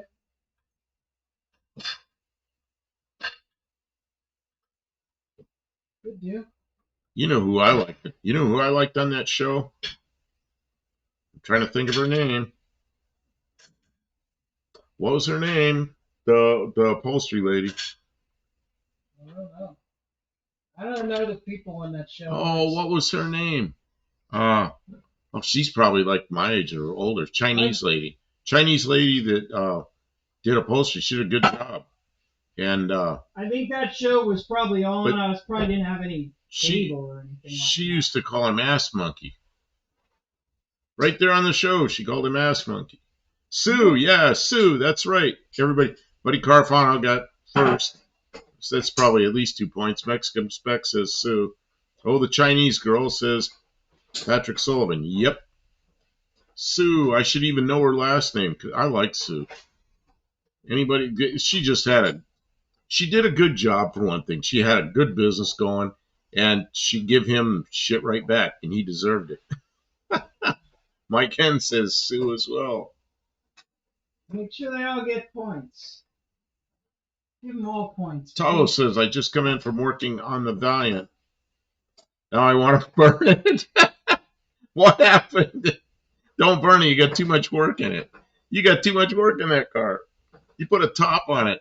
Not many people put a new top on their car. I think that's great. You burn that car, that top will go all turn back into a wavy mess again. Oh, man. You did, Tavo. Tavo, did you burn your car down? No, he says he wants to burn it. No, you don't really. So what happened? What's so bad that you feel that bad about your Valiant? I think that thing was looking pretty good, except for that spot on the C pillars. But I thought you had that under control. You welded some steel in or something. Oh, Mike Kent says Tava must have broken exhaust bolt. Whoa! Have to pull the head off like us to drill out the bolts. Oh, that happened one time.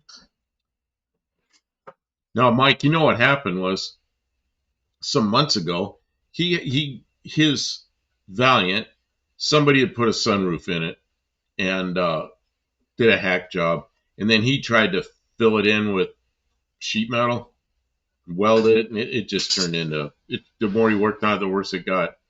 So he got a donor car and he pulled the top off and replaced the top, and it came out really good. So I don't know. You can't ever get rid of that now.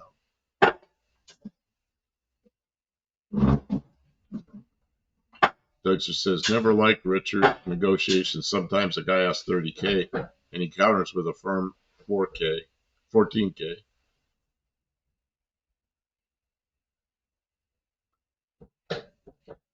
Original, which he owned for 40 years, sold for 481,000 or close US dollars. Taos' stupid little floating plate that the door striker screws into, not secured from the factory, dropped down in the dog leg. Oh no! Magnets! Kim's under my car yelling, magnets, magnets.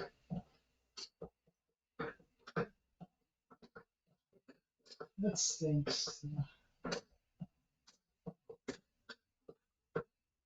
I'm using the Knipex. I was wondering if you were going to use those on that. You love when I use the Knipex. I bought her a pair of Knipex when she first came here, and she thought, what the hell are these for? I looked at you like, oh, what the? Huh? What the heck are these? And then once she figured out how good they were, every job she does, she's using a Knipex. I mean, they work really good. Aren't they? They don't look like they're going to work well. They do look like they're going to work well. They look like some kind of. They look like they're going to be too bulky. And yet they're not. They work so well. They're very nimble. So Olive's here. Hello. They work in about any place that a crescent wrench would work. But they hold better than a crescent wrench. Crescent wrench doesn't hold where the darn. Crescent wrench doesn't have any grip. It's always slip. These have nothing but grip, and they're parallel, so they work better than a crescent wrench. Yep. Buddy Carafano says, changing the roof is a big job, body shop. Put T-top roof on a Trans Am. Took many hours to do. Yeah, I don't like T-tops at all. Says, and Paul and Mike and Buddy and she's saying hi to everybody. Tavo, I have spares from the donor car. Just don't get to where it fits. Factory puts it there before welding the panels around it. Yeah, of course. What's the torque spec on this? All of it. Paul says Knipex seem to be an excellent brand. They are. But the Knipex we have are that adjustable wrench. that looks like a pair of pliers. But a Carafano. I went to the shop in California in 1987. They were cutting new Monte Carlos and other cars. It hurt my heart. Wow, where's this? They were cutting new Monte Carlos. What? I don't know, something Mexican spec put, but I don't saw what it was. Tavo, again, 1970 Australian Valiant. Again, Knipex, what is this tool? When she gets out from under, I'll show you. I did a short on it not too long ago. Not everybody watches shorts. I know, I'm just saying that I did it, but I'll show them off here again once. Here. We probably got some crap on. When I show them, Is there we're going to look at this. Is there a set of pliers? Can you give me those vacuum grip pliers? Vacuum grip pliers. I need them. Vacuum grip. That's safe. Okay. This is the Knipex wrench that I always talk about. And a lot of people are going to look at this and think it's like a pair of channel locks. But it's geared down, it's adjustable, and these jaws move. They stay parallel to each other. And because it's geared, when you grab a nut or a bolt with this, it grips incredibly tight. Yeah, the multiplier on that grip is excellent. It does not does not slip ever, and you can undo stuff that you can't get, like with a crescent wrench will just slip, where this will just get tighter. It is amazing. Good stuff. Let's see here. You're gonna need a power steering pump. I'm gonna need a power steering pump. Yeah. And we have more mission creep. Probably the seal's out of it. It's not leaking horrible, but that's where the leak is. It looks like it's out of the shaft seal. So okay, it let's probably see. needs. Caveman Movies and More. Please hit the like button. Caveman Movies and More. Good evening. Haven't seen you here. Welcome. Welcome to the stream. We're working on a car. Yeah, we're working on a car. We're working on tail lights. We're putting in LED bulbs. That's some all. LED replacement and upgrades.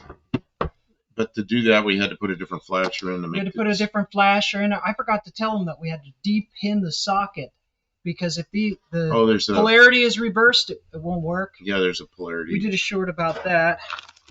Inner tie. Oh, I got cramped in my lower back. Something terrible. I know what you were going to say. We should bury a 2025 Hyundai in a time capsule. See how that fares in 50 years. I don't expect I'll be around for that. I think we should bury all the 2025 cars. Just put one of those cover them all with put dirt. One of those new trucks in, those Dodge trucks, and 50 years from now, when they pull it out, you'll still have upper control arms. I don't think anybody should ever pull them out. I don't think it should be a capsule. I think it should just be a landfill. Let's see.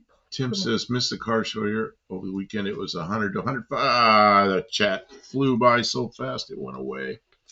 Okay, let's see. I missed what he said because the chat flew by. Gotcha! Glad I didn't go that heat stroke weather walking around on asphalt. Colby Queso. Enjoy the shows. Hey, welcome. Colby Queso. It's like cheese. Queso. Hello, been watching the last few days. Well, good. Thank you. Welcome. Oh, then welcome in. We're trying to, with the, there's been a lot of new people. And I think shorts bring in a lot of new subscribers. We do a live show on Tuesday nights from our studio, and we have a green screen, and we talk about cars, and people send us in pictures or make suggestions. And every week we have kind of a different topic, a different year, or a different subject that's automotive related that we talk about. And that's fun. We stream for a couple of hours from the studio. And we're very dedicated to the stream when we're in the studio, because there's nothing else to do except talk to chat and get on. We're very interactive. We don't have a script, so we just kind of follow we'll just do whatever seems to work. And on a couple nights a week, we've been doing Thursday and Saturday. And Saturday we do in the shop, just whatever we're doing, whatever we're working on, whatever we're just sitting here. being lazy, or we're working on something, We're or working on whatever. our projects. What A mini happened to my? bike or What one of happened to these my? classic cars. They're all classic cars. This is a Ford. I have a Dodge. Is it a Ford? It's a Ford product. Okay, it's a Mercury. It's a Mercury. Gonna buy me a Mercury. Isn't there a song Cruise like it that? up and down the road. There absolutely is a song, yeah. Oh, why did that fall? Why are you throwing stuff? I didn't touch We're that. wrecking things. It just went away by itself. And then that's we make a right. short every day And because I've been- that seems to be a really good recipe for channel growth. I've been trying to do 2 a day. See, this is right on the edge, and what happened was it finally crept off the edge. And we're part of a car community that started with, well, it started in a couple of different places, but we have an annual event that we like to participate in called the No Name Nationals, and that's with John Wilburn and the American Hot Rod Association. I'm going to skip the ad so I can do my Yeah, because the middle whole of talking, the spiel. ads will come in and drive you nuts. Dallas, and we've got lots of friends who are also YouTube content creator, like Dougster is here on Monday, and Mexican Spec is a moderator in lots of channels that are automotive related, and Mexican Spec helps people import classic cars from Mexico to other places. The Mexican Spec cars are unique and sort of special, and he finds really good ones and helps people to purchase them. He is kind of a middleman, but not in a bad way. Like, it helps if you've never bought a Mexican car to have. He can get stuff we can't get. Yeah, someone in your corner, and he knows the territory. He'll tell you, "Oh, don't go there." he knows his way around that market. 38 Racing has a channel. Tavo has a channel. He's in he's in Australia. Worldwide. He's in Australia. I need to put the cat. Excuse me. I need to put the cat out in another room. Can't think of what I fed him. That was so bad. Uh-oh, the cat's got sticky butt. There's a cat in Australia. He sticks to the bottom of the earth like this. Except their gravity goes the other way, so he just like everybody else. Tim says they buried a 57 Belvedere in a concrete vault in Tulsa, Oklahoma. They opened it 50 years later, and it was all rust. Sad. Oh, Didn't they restore that car, though? I don't know. Or they built a replacement for that car because it just was ruined. You know who was there for that? Okay, there's another name I need, but I can't think of his name. He's a great customizer guy that Chip Foose used to work for, and there are other people, but he died. I think he died from diabetes. He was, what is his name? He had a TV show, did all his custom cars, but he was there for that. Can't think of his name. Boyd Coddington, you're right, Dougster. Get 2 or 3 points. 3 for that, yeah, because I had no idea what you were talking about. I couldn't pull that out of my head. Yeah, he was there for that reveal of that 57 Plymouth that had been in there for 50 years, and it came out a wet, rusty mess. Yeah, Mexican Spec's got it. Buddy Carfano's got it. Okay, well, everybody who said it gets 3 points because you took the time to type it in because you knew. And it's tough on to really say who got it first because chat does not actually get it in the right order all the time. But yeah, for new people, just about everybody who's in our chat has some content on YouTube worth checking out. And it's a lot of fun being part of our community. And we like to welcome people in. And if you don't have a custom car or you don't like making YouTube content, I think sometimes we're still a little bit entertaining or educational. What is this? There is a conspiracy theory that he contracted something from that Plymouth reveal that did him in. He was an extreme diabetic, and I thought that's what. You got diabetes from it? Have you ever used one of these strap things? Do I just pull it as tight as I can and bend it over? And then you crimp it. What do you crimp it with? You just crimp these 2 little doodads?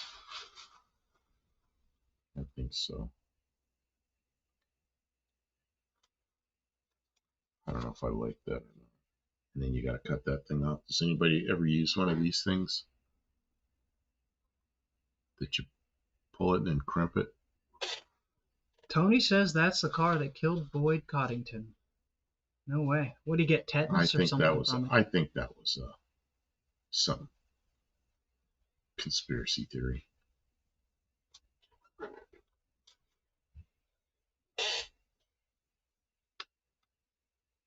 Ooh.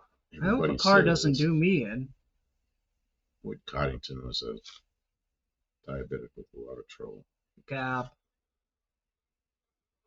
Ah, that sucks. I feel badly that it killed him.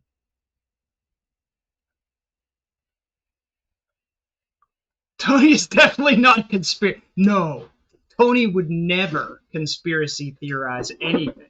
Never. Never. Never. I wouldn't either.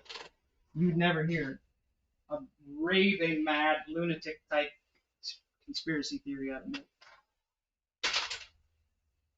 Oh, it's one of these. Maybe it is. Yeah, he was only 63. 63 isn't spring chicken, though.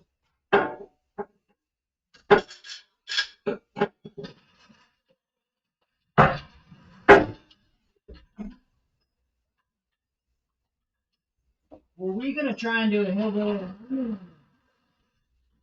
Probably have to. Hillbilly alignment so we can get into the shop.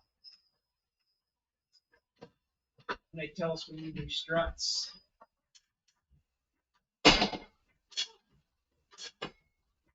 Might do deep struts. Okay, it says here, his publicist stated that Coddington was a long-time diabetic who died from complications that were brought on from a recent surgery for a perforated colon.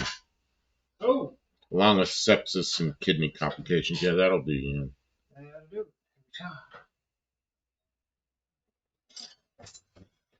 Sounds like a conspiracy. Well, when you're a diabetic, things don't go well either. Yes. Hey, Ari's here. Good evening. How you doing? Ari, nice to see you. Ari's another moderator and YouTuber. We got a whole fleet of moderators in here tonight. Yeah, it's pretty good. Thanks, everybody, for stopping in and hanging out. It makes it more fun when there's people to talk to. Buddy Carfon says, Tony's dogs kill his live stream. Yeah, I've been there, and they were different dogs when I was there. You know, and I did lives with Tony for about a year and a half. And, man, those dogs drive you nuts when you're there. And he also had a black cat for a long time. When I was down there, that black cat died since I've been there. But that cat's name was DeSoto. And DeSoto would sit in my lap for a while. And you know how cats are. They like attention. And then they get to a point where, like, that's enough. And they kind of nip at you and take off. You know? So, yeah.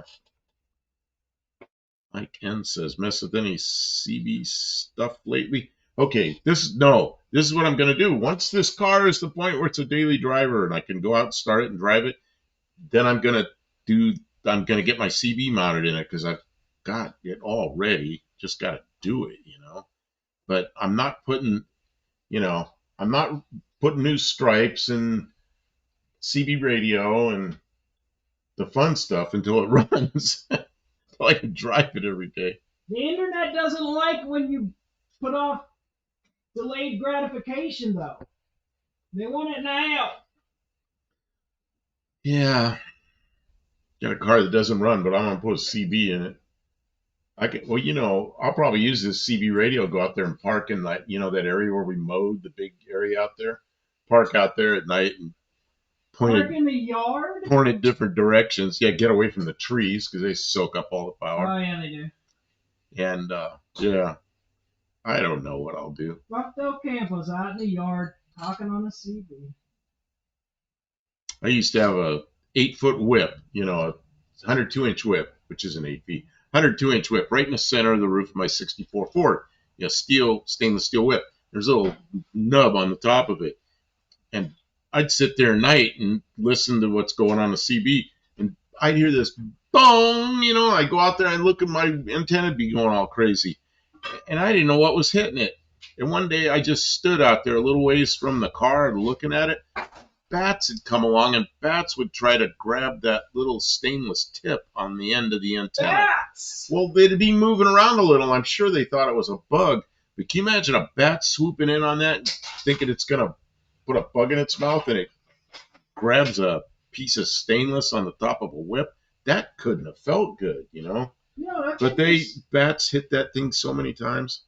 I think this motor mount's been replaced. The motor mount. It sure looks like it, yeah. Mike Ken says linear amp. Yeah, I'd like to get a good linear, but I'm going to see how this does. I've never had a sideband radio, and now I've got a sideband radio. Well, I had another one, but I haven't ever used it. But I've got this one now that I got from Boat Anchor, and it's one of the better radios. And then he went through and put some new caps in it and tuned it up and everything. So I'm going to use it. I've got to use it. Puff, is the CB signal biased towards the front? Yes, it is. Because I put the antenna on the deck lid, so it's going to be like a big thing forward. And although not as much as if I put it on the back bumper, you know, but it is going to be toward the front, so I want to point toward the direction that I want to talk. So, yep, you got that right. And right now I probably don't have the optimal antenna, but that's a Fire Stick, but I'll probably replace that with something else. Oh man, I thought there was a mouse running across the ground. You know what it was? It's the plug that you're about to run over with the car. Okay, I know you're moving the car, but what's our goal here, Kim? Back. Okay, I'm holding it.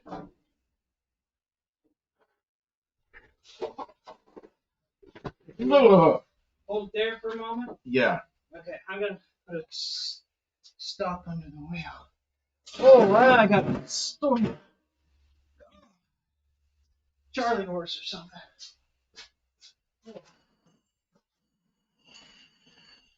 So you put that end on there? Yeah. The new end's on.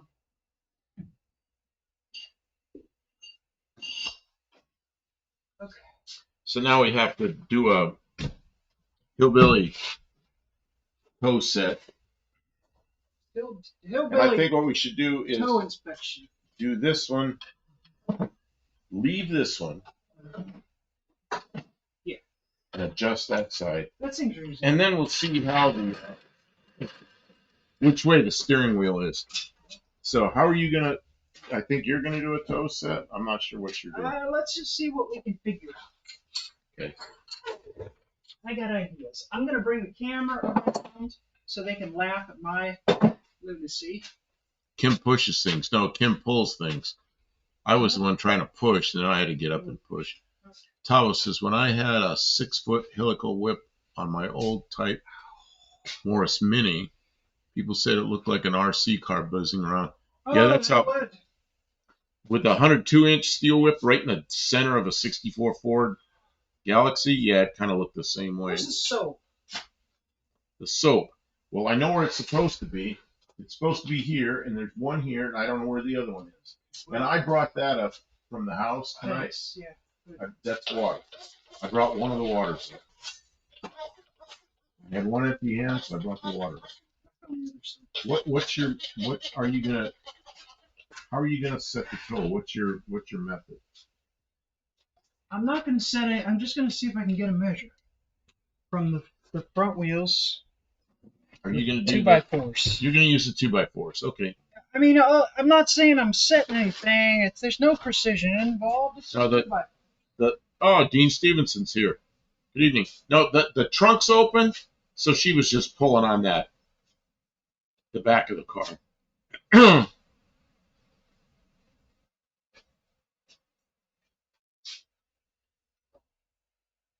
Mexican Spec says some words in both languages escape me sometimes. Double what happens to Buff. Whoa, that came close to my mouth. I'm sorry. What? Let's see. Oh, I'm gonna start having a sneezing fit if I don't get Oh, don't do that. if I don't get Get some. a cough drop in me real soon. Oh, Lester the Saber says our cat won't go within 15 feet of an open door. She spent years outside. Never again for her.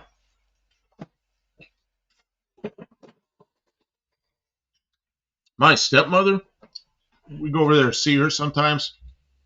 We're over there, and she moved from California, and there was a feral cat out there. She used to just feed that cat. Cat wouldn't get near it. Cat would come up and would eat the food and then run again. But she fed that cat for so long, it started getting more friendly and more friendly. And so when she moved into Tennessee, she grabbed that cat, put it in a cat carrier, and drove it out here. Well, now that cat's here in Tennessee, and it lives in her house, and that cat will come up to me, come up to any people, and kind of scrub up against you and likes attention, a little attention. But she's become a friendly cat, and that cat was just a wild cat at one time.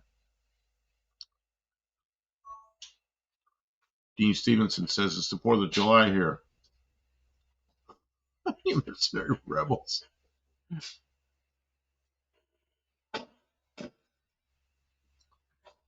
Antenna that long would probably flip the car over. It was just a little dot.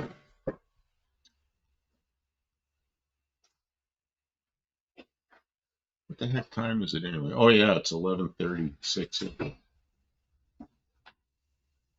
trying to get some chores done. Alice says I do let mine out supervised at times.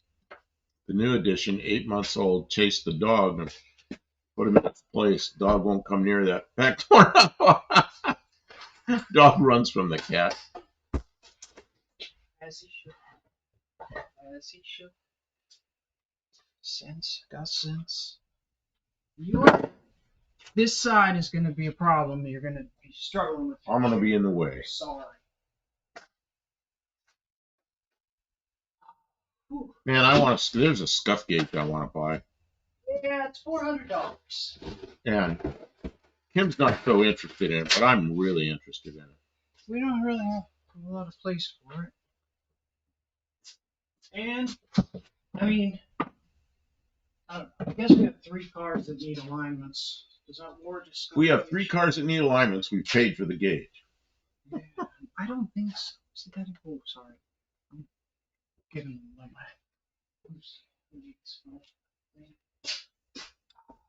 Oh, it says my kitty gal here is a self-rescue. She likes it outside unless it's too cold or wet. 38 Racing says I need to cut out now. Be safe out there. Hey, thanks for stopping by. Check out Ray's channel, 38. Hey, yeah, Mexican Spec. Can you put 38 Racing's put a link up to his channel? If people here have not subbed, maybe they can. Check him out. He's a friend of the channel. He's always doing something, although I haven't been seeing so much stuff from 38 Racing. Is that me, Ray, or is that? Gene Stevenson says I was misquoting a song by Bloodhound Gang. Running around, robbing banks, all whacked up. That was a good group. Was it really? You know that? I like them, yeah. Do you have the impact driver over there? It is in the. I look over there at my desk and it's full of crap. It's in my desk, but the desk is backwards, so it's underneath back there. Oh, good. Thank you. Mexican Spec put it up. Your desk? No. Look where I'm pointing. My desk. But it's backwards and it's got a lot of crap piled on it. The other camera can turn on yet. Let's see what I can do. My desk. No, it's not in there. Well, it was in there. I don't know where it is now. See if that camera comes on. Press everything's can't get near my mouse because all the crap up here. Yeah. Go over here. Yeah, click. Go where? Scroll down. No, go to scene 2 instead. Not here. Not over on this box in the middle. Okay, we're gonna go blank here for a second, but Just we're a really second. here. We're here. We're just messing with cameras. Click the deactivate button because see how it's selecting the cat. Go up, deactivate, activate. It should pop back on. Okay, now you can go to scene 3 and it'll show us and the judge. Okay, so now we have We have everything. got the camera. This camera pointing the wrong way.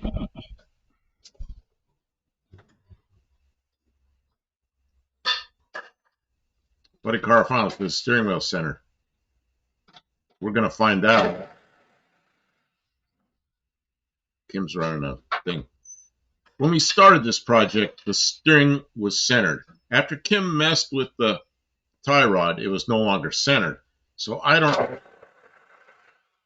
know if it was set right to begin with or not. Somebody probably tried to align it with the back. She's running a power wrench. That's what all the racket is. You know, it took a second. Oh, it says Kitty turned up one day and decided to stay. I think she was ditched by some cat breeder or something. That's what happened to me. That's what my cat, the one that I call Power Glide, that cat was here for like a year and a half and then disappeared one morning. Something got it.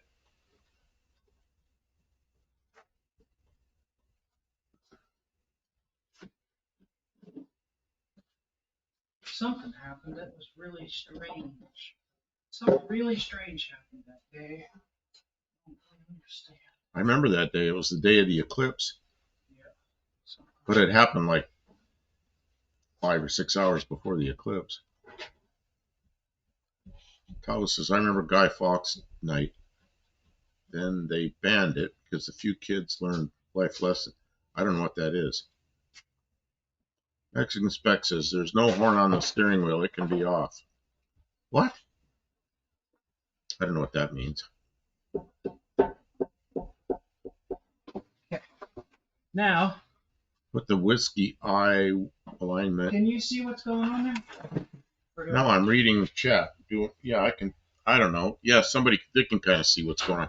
What she's doing is she's putting 2x4 or 2x6s up against the wheels. Hopefully the 2x6s are straight. I don't know if that was checked or not. Did you sight down the 2x6s and see if they're straight?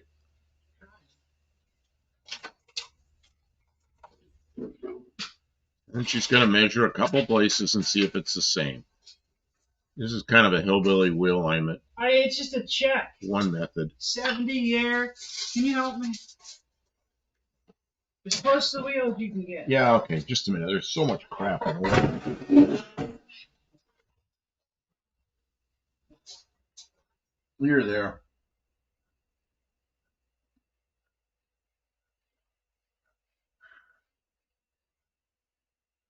What? Huh? 74 3/4? What do you got up here? 70. 4 3/4 over the course of 6 feet? Doesn't make any sense at all. That's all kind of whacked. Okay. Say this again. 74 over there, 70 out of here. 4 inches? Yeah. I mean, I'll set it up and pull that out 2 inches. Let's see. Wait a minute. Try it again. What do you got? 70. I can see it things then. Here, wiggle that out a little bit. Just a second. I can stand here and see it's like that. Yeah, it's towed in something ferocious. Just so you Okay, let me think though. Get that back where it was on the wheel. Yeah. Think about what a steering wheel is. Let me think. Let me think. Sure, think all you need.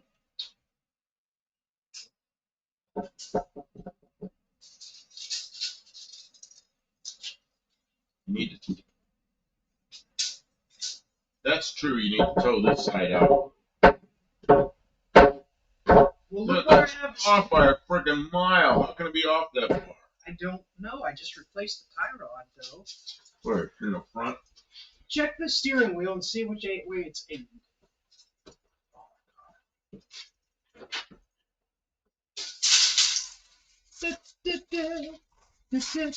Steering wheel is straight. Yeah. Here, you can use the smart end of the tape measure, so I don't sound like a nut.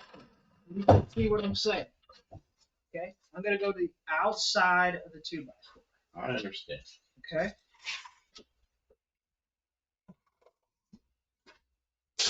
I'm gonna go all the way till we're almost to hit the rubber, because there's nothing underneath to hit. 74 3/4. Okay.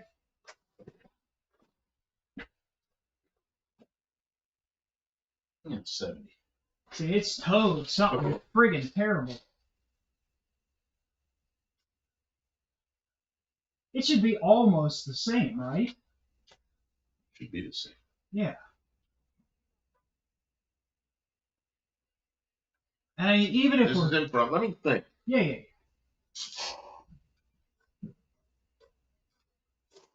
So I would say this needs to go out. This needs to.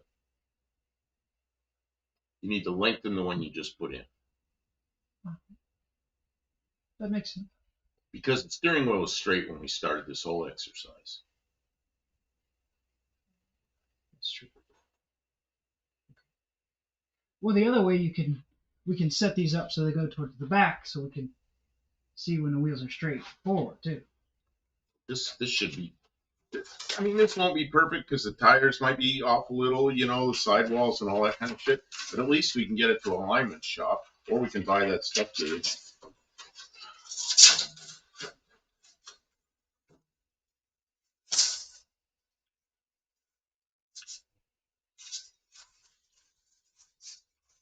Get the littlest, most.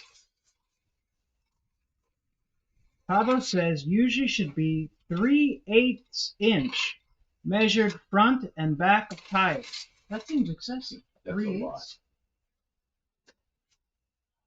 Straight Bullet says he's good at eyeball alignment. Well, where's your eyeballs? Well, this is way off. Obviously, this is way off. This distance, we should have it about the same, and then we can drive it and see where the steering wheel is and make the final, you know, the fine adjustments. Yeah, I don't even want to After take it on the road. Yeah, I don't want to drive it like this. We'll wipe out the tires like in 5 miles. Well, that's all this is for. It's not a fine adjustment. Nobody sent us hate mail. Mexican spec says, why are they measuring so far out front? Well, the longer distance, the more accurate your measurement will be. Yeah, the more precise you can see what's going on.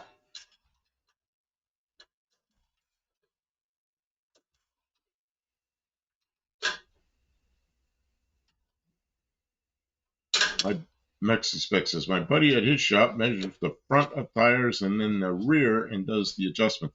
Yeah, the thing when you do that, the right way to do that, if you're going to do that method. Oh, God! Well, there's a problem. There. You got to look at this. Oh, man. Turn that. Well, no. I'll get the other camera. Because this is. Yeah, now we find the problem. There's a problem. Here, Kim, I'll aim this camera. Jeez. Yeah, you scribe the tire in the middle of the. You use a chalk line in the middle of the tread. You don't trust the tread. Okay, here we're gonna shine it down there. Okay, Kim. So much crap in the way. Just trying to get through the shop right now. Just stumbling over everything. Look at this.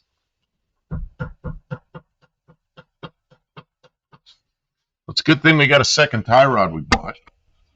I think that's shorts worthy. What do you think? I don't know. We need shorts. Okay, Kim. We're putting up 2 a day. Here, I want you to do it. I don't want to get down there on my hands and knees right now. You already been there. What'd you do that for?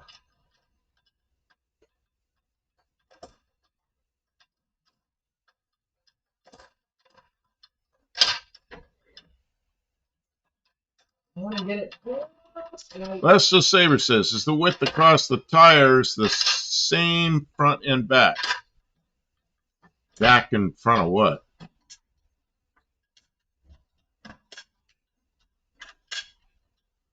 Yeah, Olive says that's your problem right there. Well, see, the other side was the same thing. Okay, Mike N says this isn't permanent. It's just to get the alignment shop, right? What it is yeah, it's enough to get it so it's close enough we can drive it without wiping out the tires. But there's some alignment equipment I want to buy, and I don't know, I might buy it. And then we'll do alignments here. I'm not ready. Don't even. I've done wheel alignments in a wheel alignment shop back in this age, so I don't even.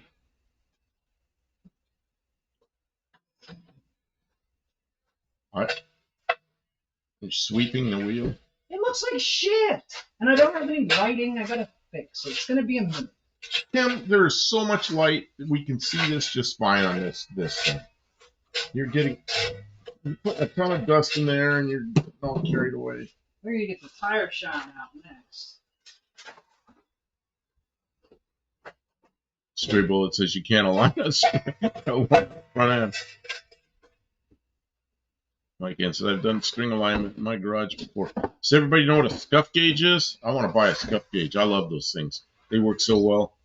In alignment school, I remember what they told us. Bear alignment school said after you get done with all the fancy stuff with the lasers and all that stuff, run it across the scuff gauge and make sure you got it right. I used to laugh at that. Okay, Cam. Oh, I got the camera right here. I'm ready. Okay. I don't know what you're doing. You just have to be a little more patient. Well, I don't know why you're giving me a camera when I've got a camera ready. I'm setting things up. For what? Oh, you're going to do a long form. They want to see. You're going to do a long form. Oh, you're just setting it up for. They want to see we're live streaming, for goodness sake. Okay. You're just so Mexican eager. Spec says, just get a computerized alignment I picked up. You know the problem with that is, if I go to a shop with one of those kind of machines, the young kids that go in there, all they know is to get the thing in the green. They don't understand anything about what they're doing. Bring a car like this in there, they'll be standing there scratching their head. They won't even know. They won't know anything.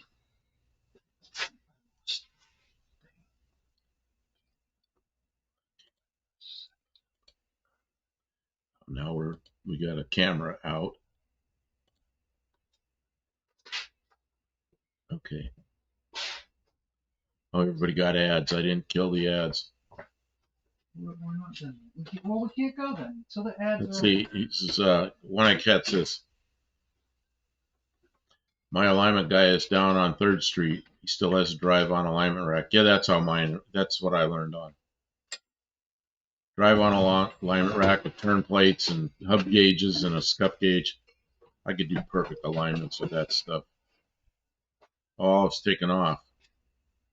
Take care. So she got overheated today.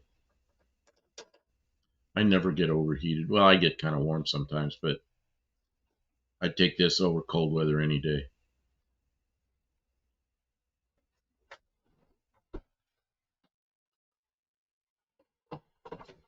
So much junk in the So much crap in the way. That's what I said.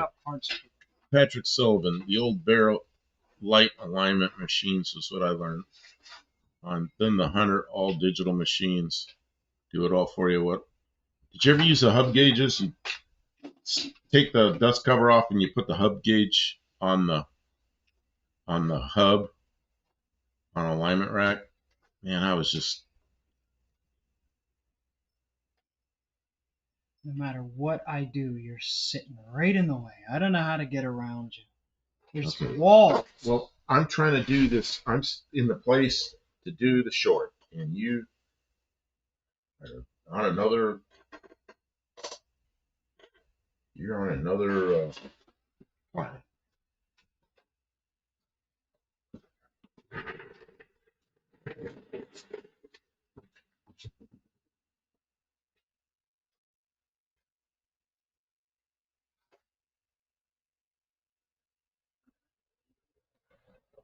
Yeah, how can I get here to do the short without being in the way of your camera? I don't think it's possible. I do. Tell you what, the setup takes more time than. The job is the video, not the car. I don't care about the car. Nobody cares about the car if they can't see it. I thought you had it in a really good spot. Now you're moving it again. You got it in a place that worked really well. There, that works. And I can stand in a place that won't get in the way of that camera.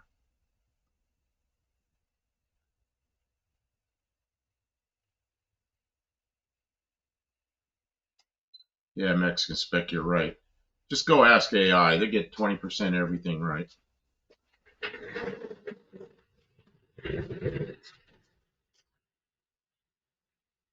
Oh, 20% slow. Yeah, you get 20% of the aircraft design right, and then 20% of the materials are right. 20% of the construction's right. Who wants to ride in this airplane? Okay, are you ready? I don't know. I probably look like hell. Okay, I'll get a little bit of you in it, not much of you. But Del Campo here, checking out the front end parts on this Zephyr Z7. Let's see how the steering is. Oh yeah. I think that's a no. I think that's a no-go. Yeah, that ball joints seem okay, but I think we've got a Tie rod problem. problem with this tie rod. Yep.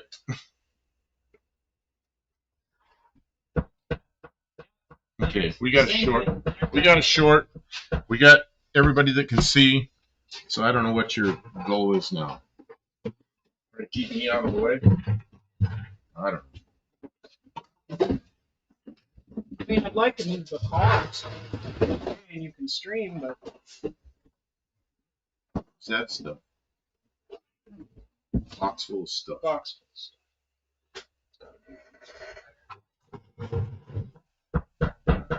Josh Holmes says, if it's Boeing, I'm not going. Well, Boeing's good stuff. Everybody that I used to know that worked at Boeing says, if it's not Boeing, I'm not going. Okay, Kentucky and I gotta move this. So that I'm gonna show you guys the whole kit and caboodle. Nowadays, they give you next to useless $59.99 front alignment solely so they can sell you a brake job or something completely separate for. Yeah. You know, I took my car into it was my Mazda when I got it, and the Mazda dealer closed up. So I went to some oil change place, and all I want is the oil. All I want is the oil changed. So they hook it up to an alignment machine. They're trying to talk me into getting a wheel alignment and a bunch of other crap. The car had like 500 miles on it, and everything's in the green. And the guy goes, "Well, it's not quite. It's just a little off center." I said, "No, I want my oil change, and I want you to be done with it." And they were not happy with me at all. They want to sell me a wheel alignment and a bunch of other crap. Brand new car. Okay, so let's see. Raw Dog. Hi, everyone. I got a girl over. We're drinking and smoking weed. I work at 12:30 tomorrow. Raw Dog. Be careful, man. Yeah, them girls are dangerous. Well. Oh, I enjoyed myself. The Mexican Spec says, Raw Dog, you don't want kids at your age. Mexican Spec said, oh, he put Tavo's. Oh, that's Tavo's channel. Great.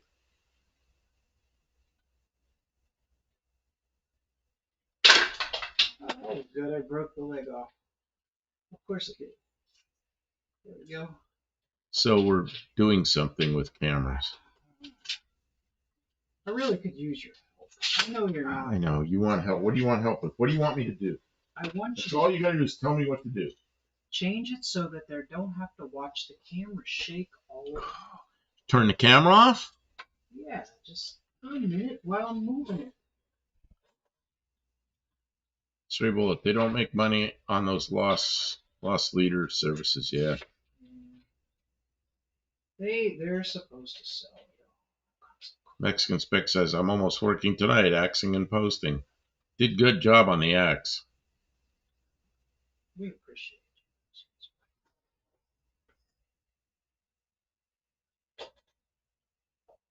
What do you call farmer? Remember to bag it before you tag it.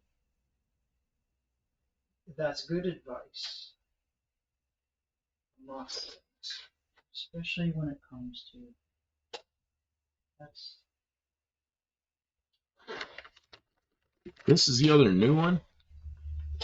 Looks all rusty, or is that some kind of brown goo on it, or is it rusty? Looks rusty. a good six. Oh no, I've been busy with work and hanging out with friends.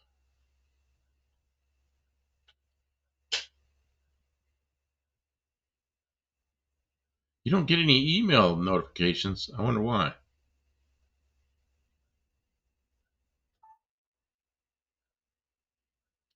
Dean Stevenson says it's the people he hangs out with. All right. See if the cat will come back up. See if the cat will come back up. The cat is a... No, just scene 3. Yeah, I know what it is. Okay, there it is. Okay, that's what Kim wants to point a camera at. Okay, so you're gonna move the wheel now. Don't kick the camera now. Don't okay? kick the camera. Okay, you guys ready for this? This is one of those just rolled in kind of Okay, things. so Check here it we out. go.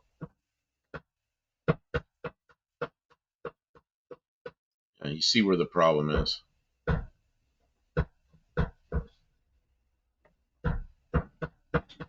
That's all inner tie rod. There's no outer tie rod issue going on there. Yeah, that's the inner tie rod only, and we kind of knew that was going to be the case. Well, I didn't know it was going to be, but okay, get it off this camera. So Get it off that camera, yes, ma'am.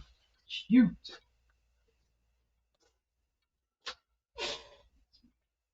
Dean Stevenson, I'm not ready. Mexican Spec says, is that the rack? No, there's a ball joint. It's part of this thing. This is the new part. It's this end up here, and that thing pivots. Well, I can't pivot it because it's too new. There's a ball joint in there, and the ball joint gets all loose as hell. And you replace it with this piece, the inner tie rod end, and that goes away. Mike N says, close enough.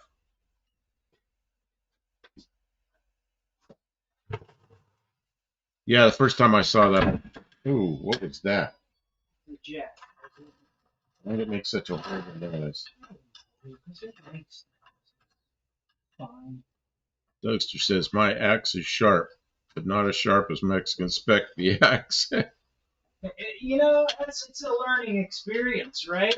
Well, I reached over to the mouse to axe that guy, and Mexican Spec had him gone before I even you don't know it's coming, and all him or her. Whoa, what is making that noise? The jack. I'm jacking it up. Yeah, but why is that jack all noisy? Is that trustworthy?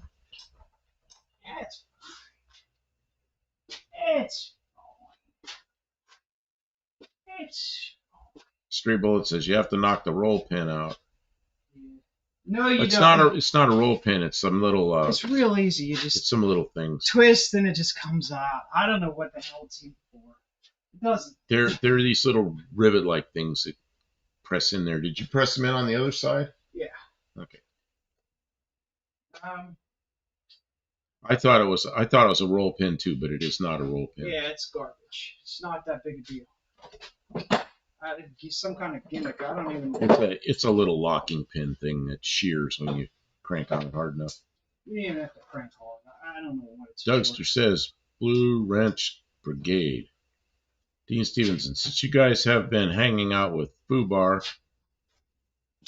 and at Zero, no surprises. Oh, there's 2 Fubars. There's a Fubar. There's Fubar that's a mod on Tony's, and then there's a Fubar channel that's in Wyoming. How are you doing? How are you doing? How long have we been streaming? I'm fine.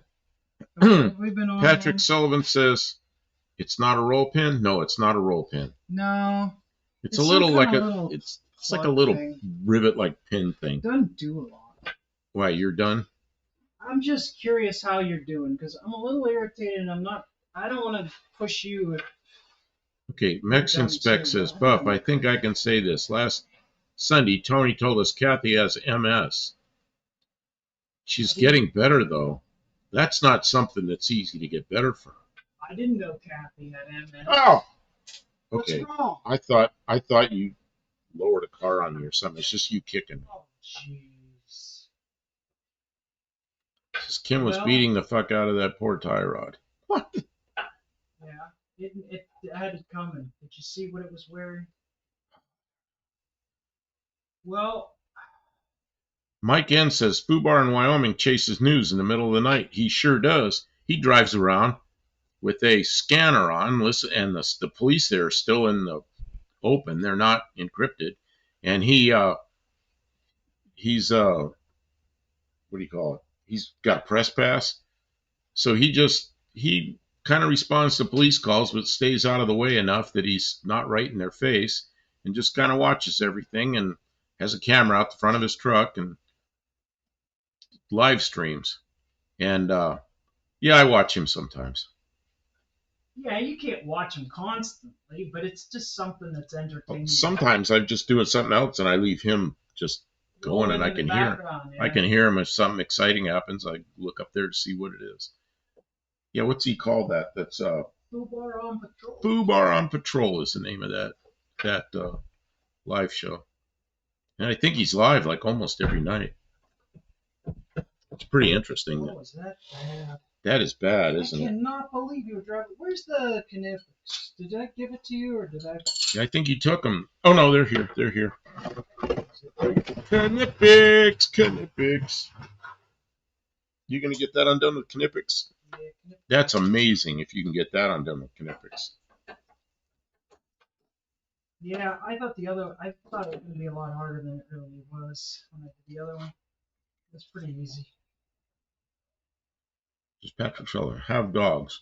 They don't bother me. Tony not being an alpha does, though. Oh, he lets the dog run the place. Yeah. I went down there one night and I knew I was hungry. I was really hungry. So I stopped at a McDonald's and I bought a Big Mac. And I'm thinking, man, I should buy Big Macs for everybody. I can't just go to some guy's house without food, you know. So I bought 4 Big Macs. One for Kathy, one for Tony, me, and then an extra in case somebody else was there. Because sometimes Crystal's there or somebody.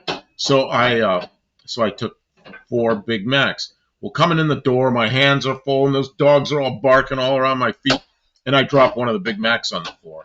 Well, 4 dogs just pounced on that Big Mac, and it was gone like in 5 or 6 seconds. That Big Mac was gone, and they were over there licking the floor. But it got real quiet in there. They weren't barking for a couple of minutes. Yeah. Patrick Sola says, I have lots of dogs, just one at a time, though. I mean, I like dogs just fine, but they get berserk, and it's no fun watching the stream when it's just dog barking stream.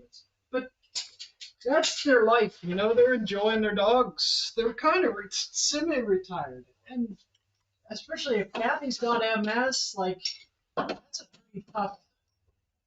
It's tough. No wonder they're slowed down. They're just living.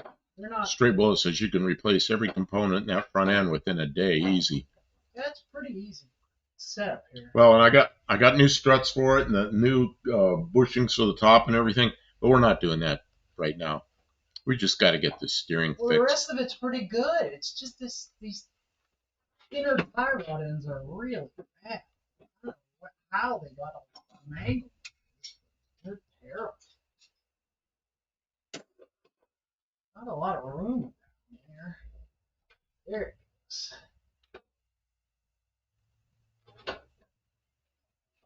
Well, now it'll be tight. And imagine how much better it's going to steer. Can you believe he drove it all the way from Texas like that? Yeah, just kind of guiding it down the road with broken steering rods. Yeah, I'm sure it was not anywhere near as broken before we got it. Why'd you drive it so hard? Yeah, I wore those out in 500 miles or whatever it was. Man, you're tough on the machines. He's hard on the equipment, folks. I do everything I can to keep it What's together, this? but he's just What's beating that? them That's up. exactly what Kim said last time. What's that? What did she say last time? Man, I'm lost.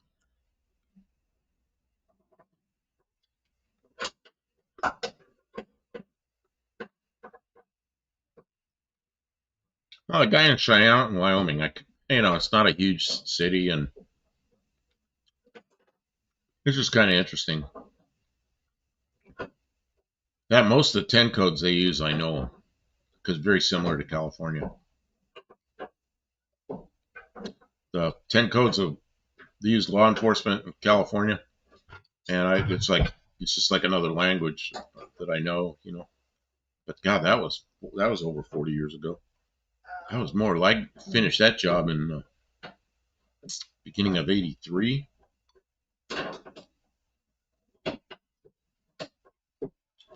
Stray Bullet says everything is fine with the front end. Again, I lurk mostly. Patrick Sullivan. Appreciate you, Mike. Patrick Sullivan says something nearly 50-year-old. Shake it down thoroughly. Yeah, well, that's what we've been doing. We've been going over the whole thing and finding the things that need work on and checking everything out, and seeing where maintenance has been overlooked. A lot of it's good. It doesn't have high mileage. I'm wondering. It's really weird that this specifically is bad. But, when you go online and you look at, Fox body replace inner tie rods, there's about 60 damn videos on how to do it. Really? Maybe they're just too Yeah, light so from you the know factory? it's something common. They must have made them too light from the factory, huh? Well, they're getting old. Yeah, 47 years. But it only has 100,000 miles. This is the first year. This is the first year for the Fox body, so. Time doesn't wear them out, does it? And most of the people replacing these have Mustangs, which are. Yeah. Most are Mustangs. What? I don't know what they're talking about. Mike Kent says when I was watching, he was pushing a good bit. Oh man, what did I lose? Where did I lose my? Oh boy. This one's sloppy. Buddy Carfon, did your Zephyr need more work than you thought? Yes. Yeah. Oh, it's never ending. It's not never. Yeah, it's never. It needs maintenance like a 47-year-old car that was just driven and never really had any heavy repairs or service done on it. You know what amazes me was when I watched American Graffiti when it came out in 1973. Remember, what's his name? The 32 Ford, the blue or yellow 32 Ford, Milner's 32 Ford. At the time, I thought that was a really old car. Right now, this car is older than that car was then. That car was only like 41 years old. This is 47 years old. I can't believe this is as old as like a 32 Ford was then. Man, I can't believe it.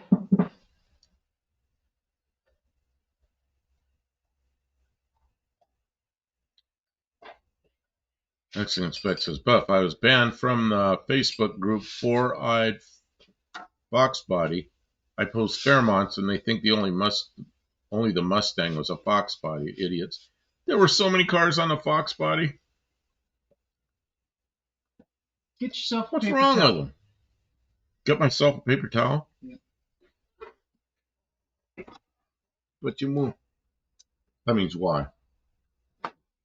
What's why in Spanish? Почему in Russian. So you could show these jokers. Show the jokers. Show these jokers stuff. This is the thing that was causing the trouble. I need another paper towel. I did this wrong. I did this wrong.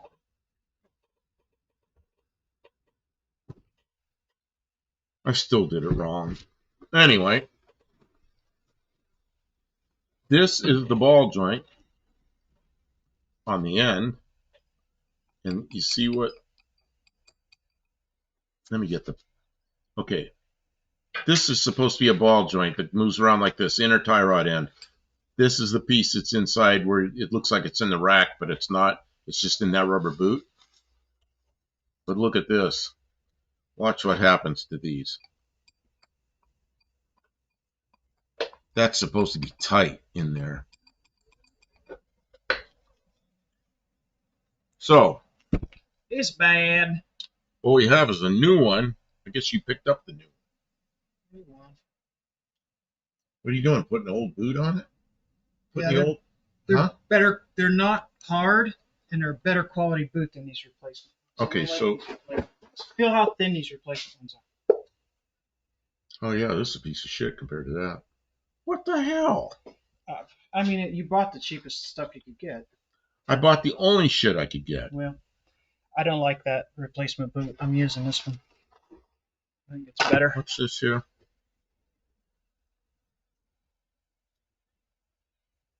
There was even a Lincoln Fox body. There sure was. Carl, my friend Carl had one. He had a Lincoln, what's that thing? Continental Mark 7? Yeah, Mark 7. Looks kind of like a funky looking Thunderbird. Ah, Pine Oak Woodworks. How you doing?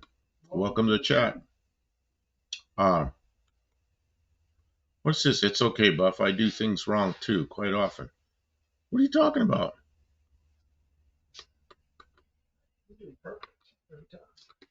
Mexican Spec says the old in and out. Yeah, Buddy Carfanos, let's make it short, showing a tie rod slop. Yeah, we'll do that. We'll do that up on the table after we're done.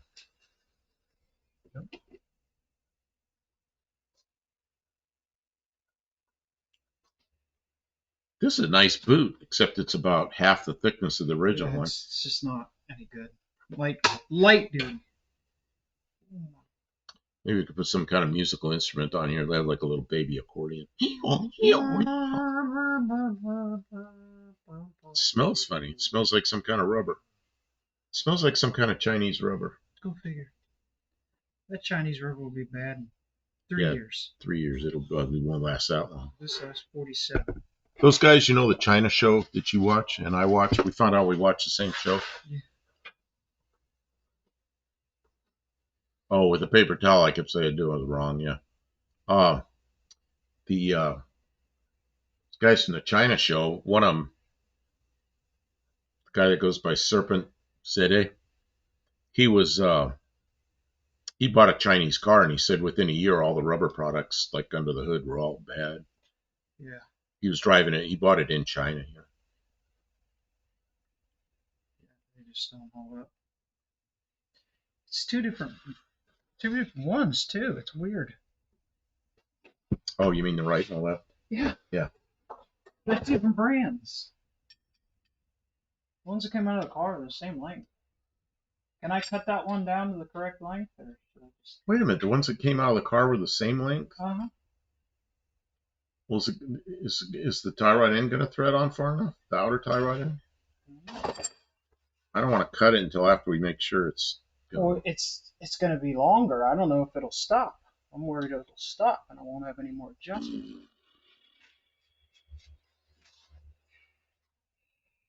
Well, let me. Why is it different? Hold on. Why is the new part different? I can just use a punch as a gauge, and then I'll know if I have enough depth.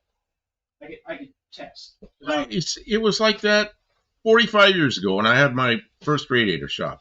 I said that every day with something. Why is the new part different? We must have changed the design. Drive me nuts. There's a whole half an inch. There's enough room? Okay. Yeah.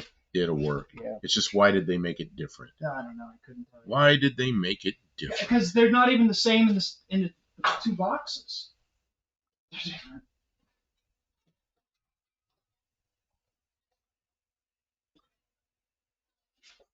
Weird shit.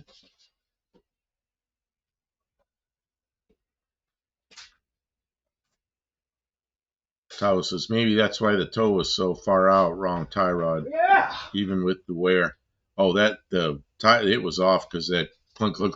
Well, think about how long the steering arm is, and there's this huge clunk clunk clunk clunk. Can you imagine out at the diameter of the tires? It's like huge.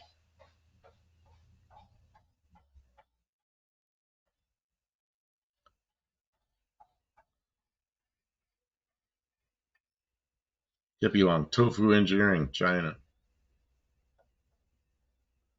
Mexican Spec says the Mustang the same width as the Fairmont. I believe it is.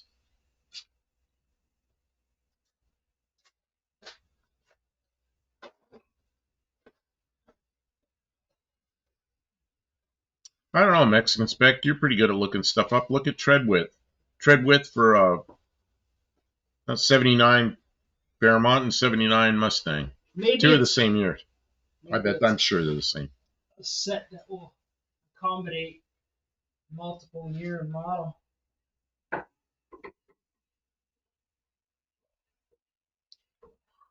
What is that smell?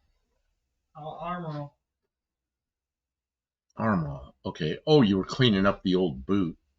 Yeah. Track width. Well, yeah, track width. Tread width is, I don't know.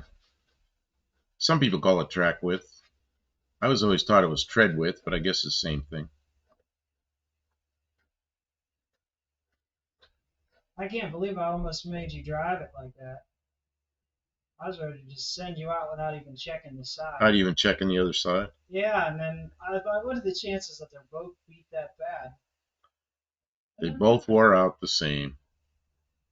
Well, that's been bad for a while. They've been getting worse and worse and worse. So whoever drove this for a long time, that's like that. Yeah, they just got used to it. Special. It felt old, and they didn't know why. Special Agent James, howdy, watching from work. Hello. Hey, James. Dean Stevenson. Dean Stevenson will know everything. Hope it's a quiet night, no fires or nothing. No, the Mustang is 67.7 inches. The Fairmont is about 70.5. What? The front tread width? Mustang. Mexican Spec says Mustang, 69.1 inches. Oh my God. One's in millimeters and the other's in inches. Mustang 1755 millimeters. Fairmont 1860. The Fox Body Mustang is a narrower tread width than the Fairmont? Really?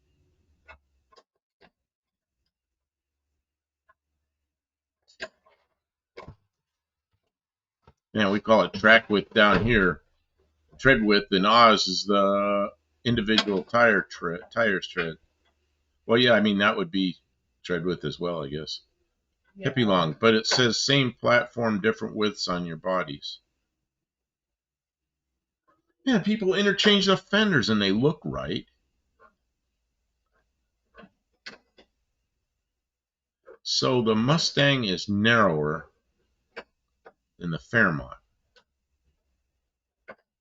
by almost 3 inches. I don't know about that. Maybe. Jeez. I don't know about that. Hippie Long says, but it says same platform, different widths on your bodies. Huh. The Endura front is drawn closer to the body without the chrome bumper overhang. Mexican Spec says, so it's not the same front end parts one car to another. Well, it's hard to say. Some of them are probably interchangeable. Stray Bullet, Dean knew that without looking it up. Yeah, and he put it in inches. The guy down there in Metric Land did it in inches.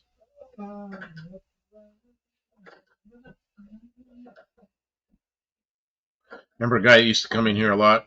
Sayre Canadian Diesel? Yeah. Well, he is now Sayre Canadian Proud. He's changed the name of his channel. So I saw a short he did, or it was a video, I guess, on he was building a little building out in his yard, and he said it was 8 feet by 11 feet. So I made a comment. I said 8 feet by 11 feet in Canada? Question mark. So he came back and goes, "What's wrong with that?" So I assumed it would be metric up there. So then he comes out with another video today, all about 4 mooses long. how 4 mooses long, about how they still use in construction. They still use SAE or imperial measurements, but in engineering they use metric. Okay, kind of like here. I mean, here I think when they're building buildings, they still use feet and inches. In construction, they still use. They don't use metric. It just never happened. They're like, nope. Z Portentia, welcome to the stream. Says Endura. Endura was isn't that a GM? Wasn't that a name GM gave to the plastic bumpers? Okay, Buddy Car Founder, remember Pontiac wide track ads years ago? Oh yeah, of course. That started in 1960. Wide track Pontiac, and they were wider. The frames were about the same, but the tread width or track width was longer, was wider. If that tie rod isn't right, maybe see what they're like on the parts car. Oh yeah, they'll be worn out too. Oh, this one will fit. It's plenty deep enough to accept that longer. It's the threads are a little bit longer, but it'll go way down in there. There's lots of room for it. It's just a curiosity that it's so weird that it's different. See, no problem. We were talking about suspension parts. If the Fairmont is wider, the tie rods would have to be longer.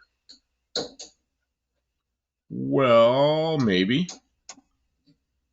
Depends on where the extra width is. Well, the other thing is one might be longer.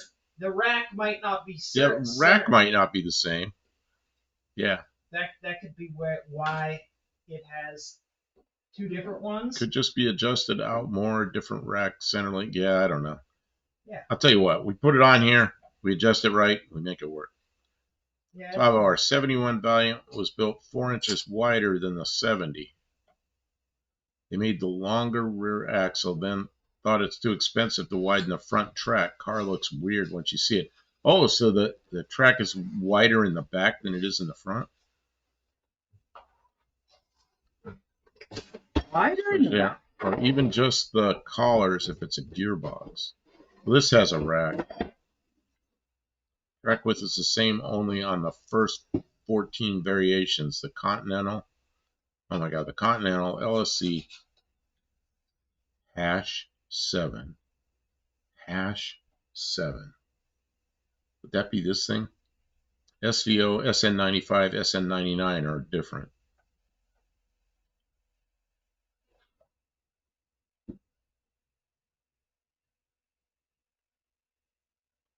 Mexican 6 says, so we cannot say because it's a Fox body car is all the parts interchange. No, I would say not. Yeah, and I think we already knew that. Dean Stevenson, then there are 4 control arm types, 3 rear control arm pickup points. K members are interesting. Yeah, I know on these Fairmonts there's 2 different K members. There's one for the 6-cylinder, and there's a K member for that fits both. The same one for the 4-cylinder and the V8, and I've got both, so I can swap this out if I want to put a Ford V8 in it. I think if I put the Chevy V8 in this, the 6-cylinder K member will actually work better. Because I've already done a bunch of measuring, of course.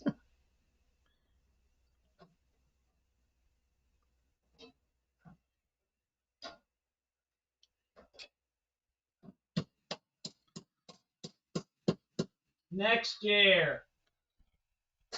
So John Wilburn, we were going to have 2 running cars this year. We're much better prepared, I told him. Yep, Special Agent James says, I put Chevelle discs on my Impala and it widened the track 2 to 3 inches. Stray Bullet says, what's that smell, Kim? Something smells hot.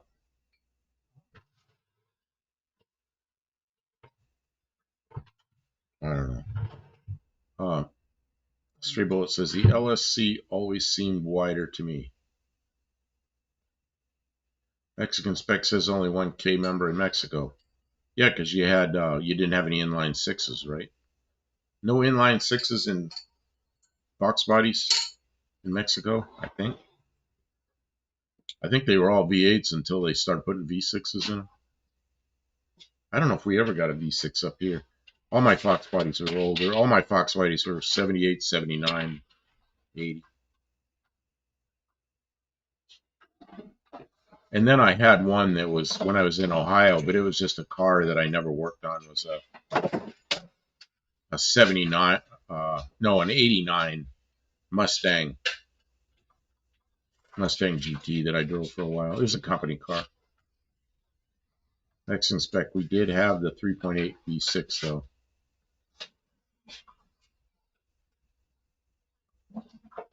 Tava, was that Kim letting Fluffy up?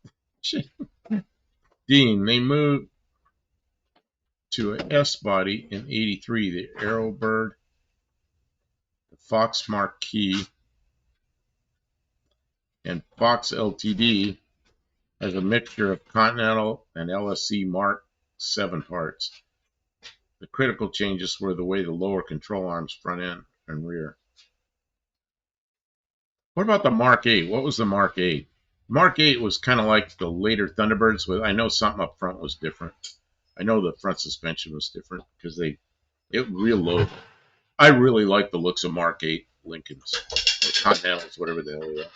You already have that done? We gotta check the adjustment. I'm sure. Now we got to set it up for alignment I'm sure again. it's not any good, but it's different. It's different. Yeah, we know it's different. You know it's not good. Did you put the little pins in? Fuck that. I'm going to run around without pins. Those pins weren't doing shit. The ball joints had a half-inch of slack in them, but the pins were the critical thing. No, I mean on these. I don't want them to come unscrewed. They're not going to come unscrewed. For goodness sake, they've got 150 foot-pounds of torque tension holding them in there. I don't know why they need pins. It doesn't even make any sense. It doesn't even make any sense. If it made sense, I'd put it in there. I'm pretty good at it. Ross, yikes. Yikes. Pretty good at what I do, and I don't want to put you in danger. Tires are way bigger danger than those pins.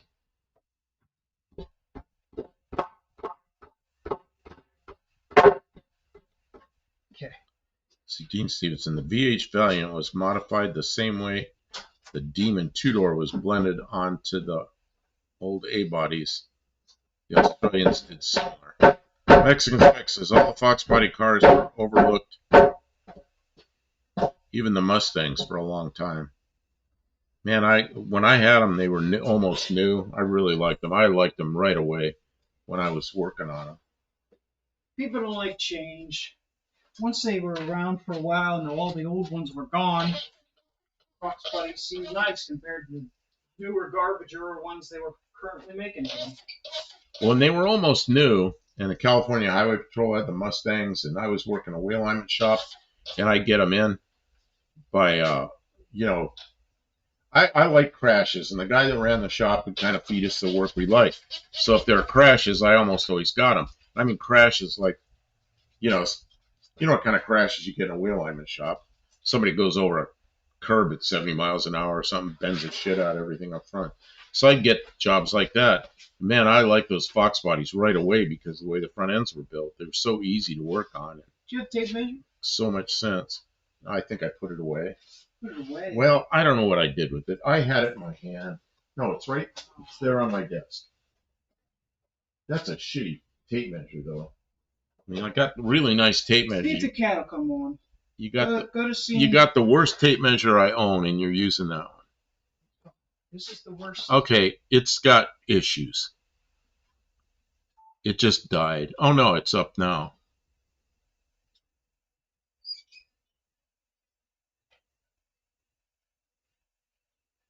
Dean Stevenson, the problem with the 71 through 82 VHCM was you couldn't mate the USA and F body parts to the Australian fuselage design.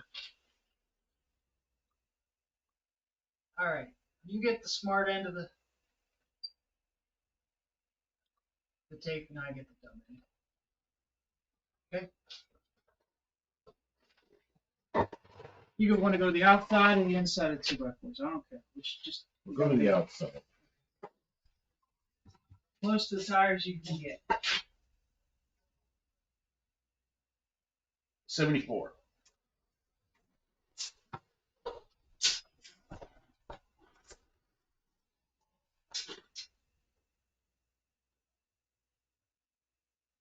$69.75. That seems bad. Let's go here. What did I say back here? 74. Let's do it again. Okay. That's way different than what it was last time. No, it isn't. Oh, is it? 74 before, back up here. 70. Okay, you there? Yeah. 74 exactly. Okay. Steering wheel straight. Steering wheel is centered. Okay. So, whatever I do on one side, I got to do on the other side. Or else it's going to. Yeah, I know exactly what you're saying. So. Well, no, that's not true. Because we don't know which way the wheels are pointing. You're right. The right way to do it is adjust it and go out and drive it.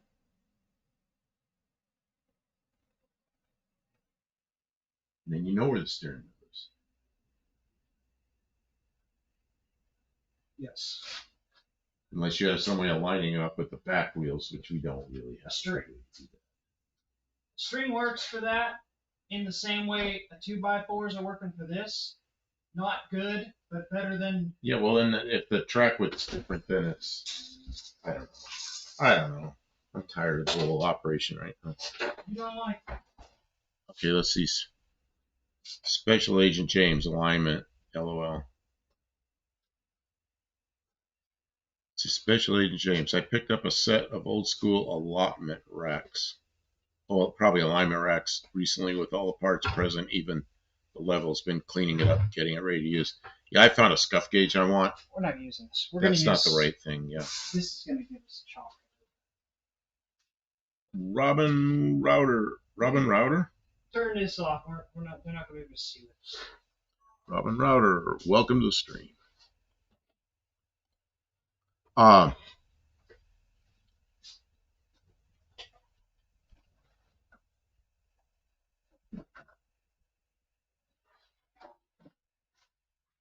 Dean Stevens says the 200 horsepower gross rating was 135 horsepower net.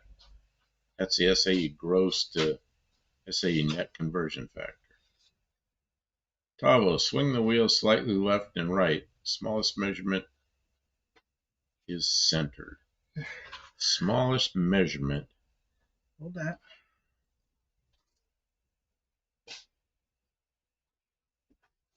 Okay. But yeah, but we don't know which they could both be. We don't have a center line, so we don't know what the hell. Touches in the back first. Touches in the back first. Okay. Now we have to check the other side. Come to you.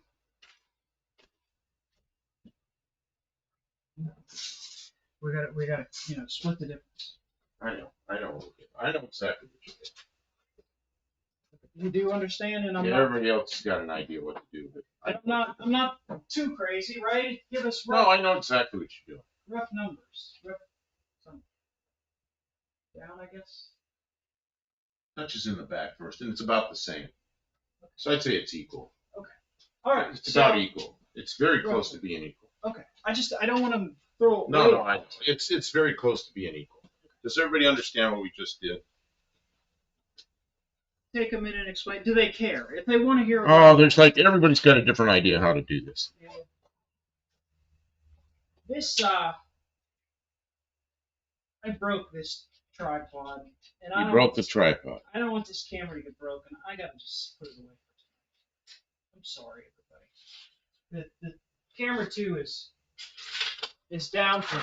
Camera 2's down for the count. Down for maintenance. No, not down for the count. Just down for maintenance tonight. I can't risk it.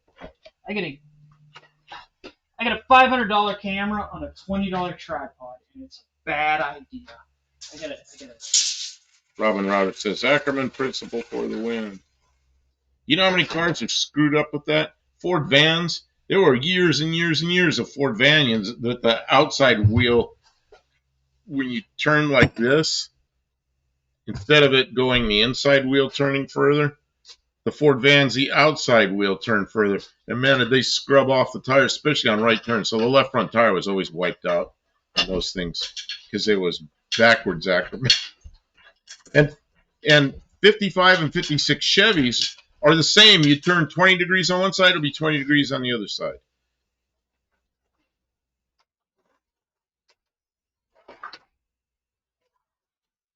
Let's just say it says, please explain. Please explain what? Explain what we did. Oh, what we did. String. What we did, we took the string from the front, from the back tires to the front to see which way they were. And the you could tell by where the string hits the tire. You can tell by where the string hits the tire. Both wheels are in about the same position. They're both towed in about the same amount, lined up from the back. So we know if we change them both the same amount, it'll probably be real close.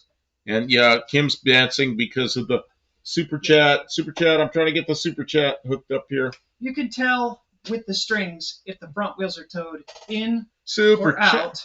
Super chat, we got the Studebaker lit up. Thank you. Patrick Sullivan.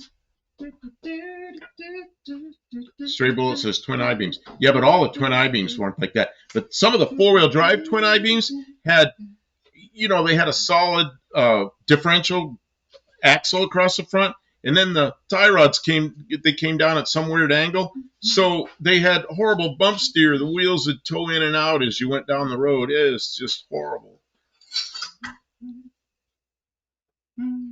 Tavo, that's where I suggested the shortest measurement. Wheels equal is the shortest measurement. Wheels equal is the shortest measurement.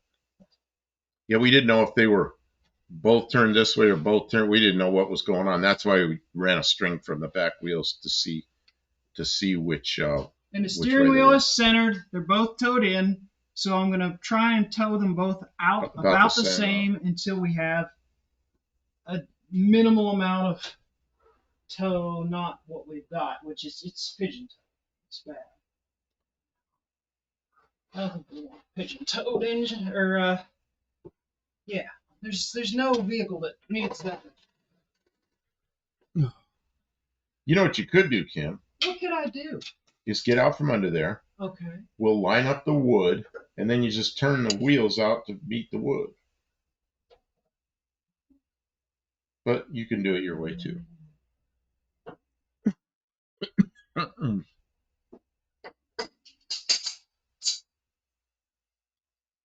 Let's see. I'm going to turn off the Studebaker lights. Thank you for the super chat. That's Dean awesome. Stevenson. We really appreciate Dean you. Stevenson's going on with the numbers here. The proper SAE gross to SAE net factor is 14.7 to 16%. Ford used 48.4% loss because the gross factor had 4 non-standard changes that the SAE didn't technically allow. And the whole thing was purposely put there to screw us up, because that was when they lowered the compression. Same year they went to this net and gross. They just did it to keep everybody off balance. So nobody knew what was going on. Yeah, kind of. So you couldn't explain what was happening. Yeah. So the new cars didn't look like. And there's like Ford got caught exaggerating the horsepower of something 99 Cobra, so they've been underrating their engines ever since. You can see the U.S. had a targeted durability test, the GM Test 300 hour and 3300. I don't know what that number is. Is it 3? Test 300 hour or 3300 hour? Durability test. Those configurations were what was measured when SAE gross tests were run. Mexican Spec says Michael Madsen passed today, famous actor. I don't know who that is. Who is that?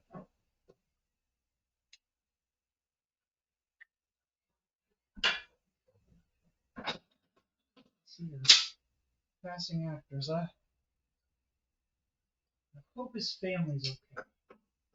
Sucks to lose anybody. Actors, you know.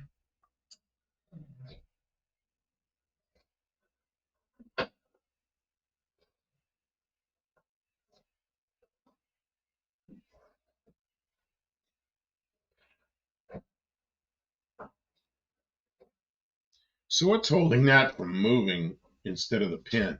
That thing turns on there. Is there a lock nut, a jam nut, or something, or is it just tight? Okay, remember how there's a washer in the bottom Mm-hmm. there? The end of the push rod locks onto that, and that doesn't move. It's tightened against that. Yeah, it's like a cap nut.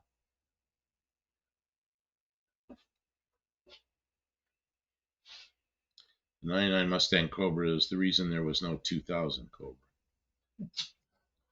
All right, let's get You know who it is, Buff, if you saw him. Apparently he was a friend of a friend. Oh, I see a difference, huh? This one. He's a friend of a friend. Friend of a friend of yours? Oh, yeah, there's a technical difference. There's gonna be a measurable difference. Okay, you get the smart end. I got the smart end. Losing my voice. You're doing the math. Hold it. This thing needs to retract, and it won't retract. This piece of shit. Okay. Are you ready? I'm ready. 74. Okay. I moved it. God damn it. What did you move? I kicked the wood. It's not I gonna gotta get this chair in the way. Get the hell out of here. Careful, Okay. there's equipment.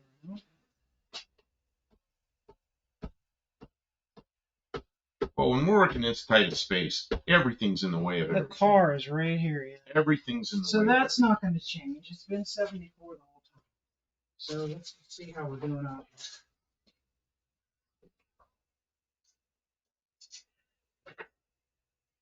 70 and a half.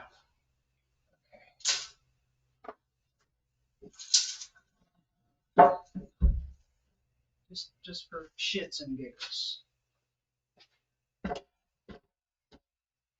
Might want to sight down that piece of wood. I know, that's what I just want to see if this changes. Stupid chair still in the way. 70 and a half. 70 and 5/8. Okay, so it's the wood's flipping over. I'm going to flip this one over too. We're just doing due diligence. You understand, right? I understand what you're doing. Okay, we're doing Using- it heck and gecko. We're using milled wood, which is, of course, perfectly straight. We just want to get it down the street. We don't need it to be Same. okay. So we're getting Yeah. some level of accuracy. I just kicked it 3 times and I got the same number. Okay. I'm going to go get a reel. This is the worst tape measure I have. I've got a drawer full of good tape Well, I don't measures. know. You're the one sitting And there this talking thing- this chat. I'm this thing trying to is a get piece work of done junk. on this car. You get free labor and I don't even know why I have that piece of shit. don't put dead people in outer space. I mean, I don't care. What's the difference? Okay.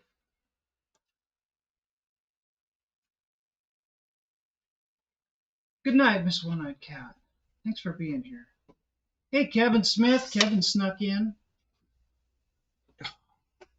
Happy Cracker Day. I need a beverage. Be sure to hydrate.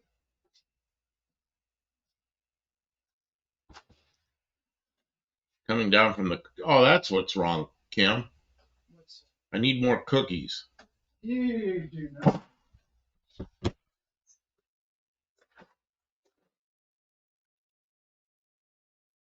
Time is it? Yeah, we've been at this for a long time. Yeah. 3 hours and 5 minutes. Really, you want to be done? We'll do this alignment shit another time. I don't care. I don't know. We're this far into it. You know about what you got to do, I guess. I'm not real comfortable with not having pins in there, but I don't know what. I'll show you the pins. I know what they do. They put a little drag on it so it doesn't. But that's the thing. Once we're done, You can't get at them with the boots on. I can take the boots right back off. But look, once we're done with the tie rod ends, we set the lock nuts, and there's no spinning. There's no reason for them to want to spin. Yeah, there is. Because it's a ball joint and the part that can spin.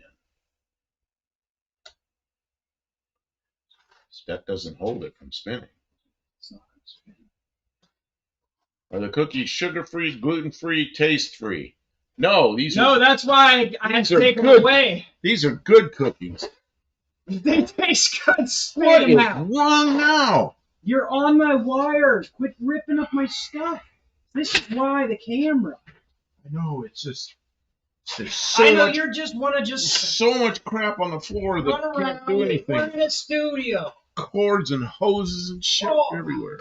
I know. It's just that's the way it is. That's how shops are. There's cords and hoses all over. Yeah, and stuff doesn't roll. There's also freaking cameras. What a pain in the arse. Are the cookies THC free? They are. Kevin Smith says alignment shop will finish it. No. I want to buy that alignment machine. I get paid in what, 2 weeks? We're gonna drive to Georgia for a scuff gauge. No, it's in Tennessee. Okay. I'm looking for It's down by Professor P. Yeah, it's down where Professor P lives. Don't tell anybody else on here that somebody else will run down there and buy They're it. not gonna steal your stuff.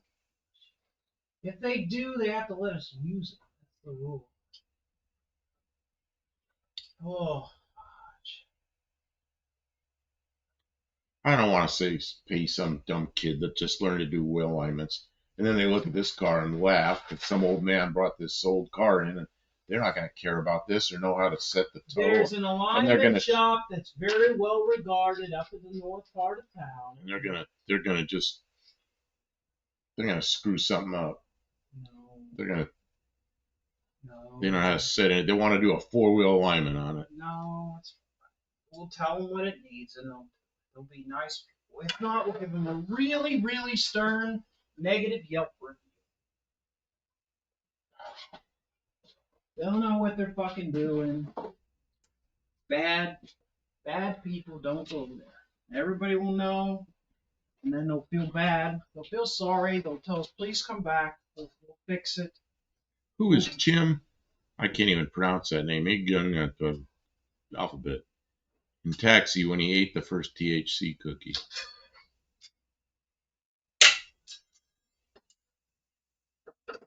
Tavo says he won't buy it out from under me.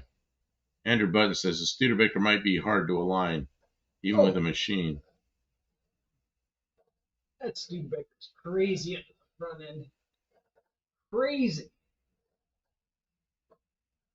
Andrew Button says the Fox body has no upper caster control without plates on the strut towers available. They don't even have a way to set the... Can you even change the camber? I don't know if you can even change the camber. All I want is the toe set right. I mean, you got to start with something. The toe would be nice. But you go into a place now and say, can you just set the toe? And they're going to charge you for a 4-wheel alignment. And I'm going to go like... And then they're not going to look at it like, They're going to call the old man and say that. There are no old men left. They're all like me. They left. They're done. You just gotta be careful about where you go. Oh, that made a change right there. Kevin Smith says might ass do it. That might have been too much. That might have been too much. You hear me? Oh yeah, that's a big change. That's a big change. Well, that's good. If we go past it, then we know we did something, right? Yeah, I guess. Don't I know any local shops? No. I've looked, and they're all like big chain operations. No, that's Firestone. not true. Kim says there's one that's an old man. There's a place. You got to go up the north side of town. There's an old place that's got tons and tons of good local reviews from real people. They know what they're doing. Okay. Okay, what do you got? You got it. You got it set where you want it. Yeah, it should be same 74-ish. It's 75 and a quarter. Was it more? Well, because this is you turn the wheel. Oh, okay.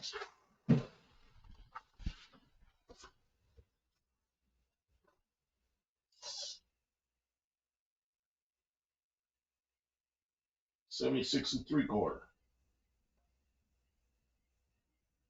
Okay, so it's towed out just a little bit. It's towed out. That's good. That means I overdid it. You overdid and I can it. work back. You can work back. Well, the other thing was I had it in the air when we measured it just last time. Oh, that's not good. Well, that's now I gotta. Because you don't know if it has any bumps to you.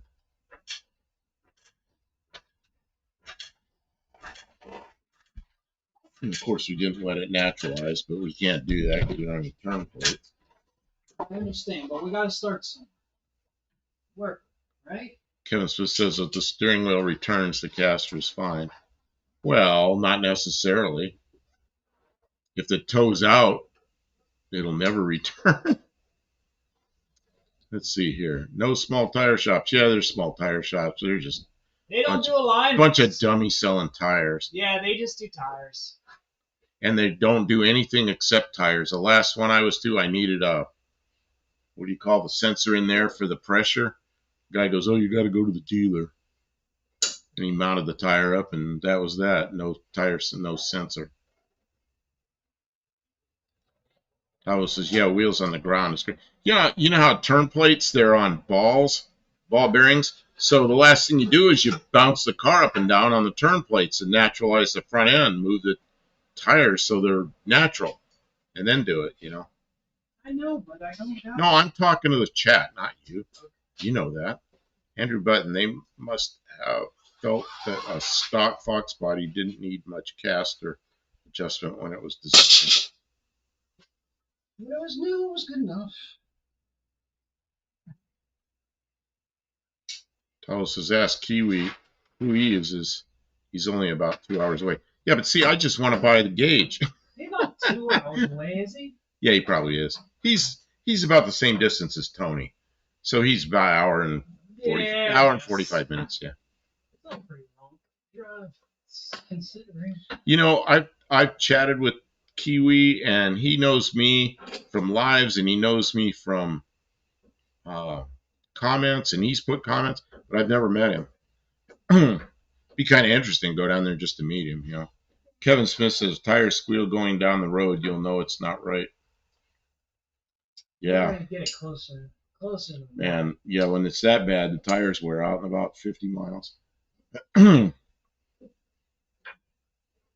mean, how much worse could it be than it was before? Though? Oh, it was. We had no idea what it was before. Wandering all over the. It was wandering all over the place.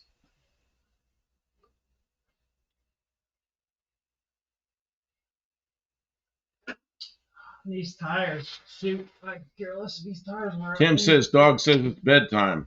I have another long day under the truck.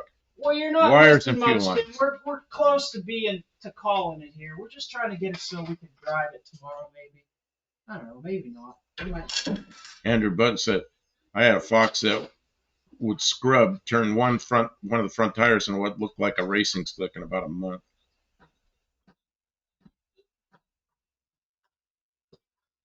How are we doing?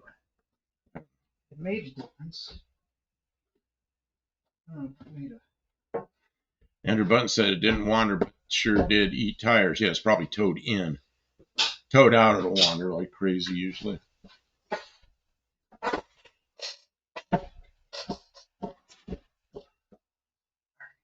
You got your tape measure?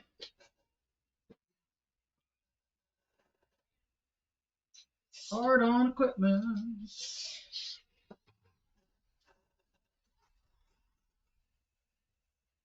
You there? Yep. 75 even. I gotta try to get out of this chair and not stumble over anything.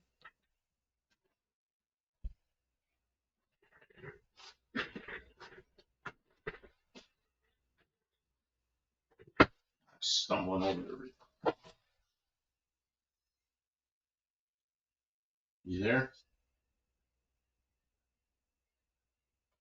75.5. Shoot, still too much. Mm-hmm. But you're really close. It's towed out, but not a lot. Okay, so not too much, not half as much adjustment as last time.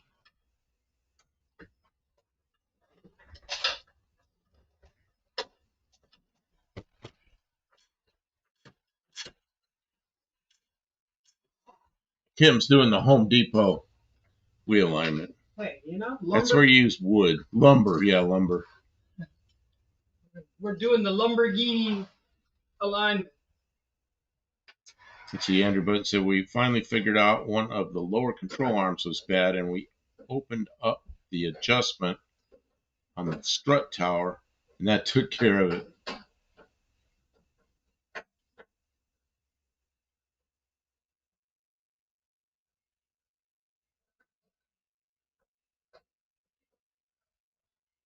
Dean Stevens says all of it was designed to soften the steering responses to suit most American cement highways. Man, I wish I could find some more of those cement highways, because most of the highways are not cement. They're usually made cement, and then they, within a year or two, they're covering them up with blacktop. We do that a lot. The cement, the expansion seems pretty crap. Highways. Robin Router, no anti-dive geometric front suspension. No bueno, bud. Timu wheel alignment. He thinks Buff is tired. Yeah, I'm feeling it. I was feeling it 4 hours ago. I didn't get enough sleep, and then I was up all day. Timu wheel alignment. I mean, this will get us to the shop. We're just gonna go into town, find a place. She still wants to go find a place to do my wheel alignment, and I want to buy the machine. The Timu place in town is $59. Okay, let's see. Kevin Smith says wood is rarely ever straight. You know, that's why she put it and then she flipped it over. And it read the same. And it ran the same, so we know it's straight in that direction. I mean, it's not going to be very good. I'm not pretending like it isn't, like it's going to be good. It's going to be mediocre. What did I go down the road? It'll be so much better than it was. Yeah, it'll hold your whatever you give it. So much better. Man. Y'all are critical. Kevin Smith says yardsticks would be more accurate. You know, we got big old aluminum angles over there, probably be more accurate. But aluminum angles are not going to, you're not going to be able to, that's not going to naturalize because the tires are glued to the ground. Yeah, that's why you need talcum. It's worse when attacked by Mrs. Bobbitt. Oh, whoa! Yeah. Careful now. Man, there was a girl where I worked. It was a hot-looking young babe, and her name was Bobbitt. There you go. Okay. Her name was Bobbitt. Right, listen. No, stand up and put your chair under the desk so you can walk around. Look, see there? Right. The chair's missing. You're struggling so bad. I know it's getting late. 74 7/8. Okay. Something happened.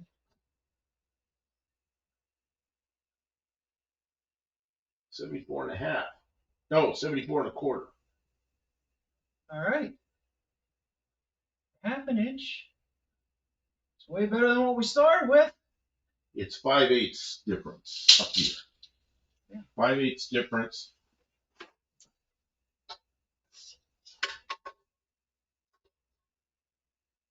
Dean, 5/8 of an inch difference in 69 inches.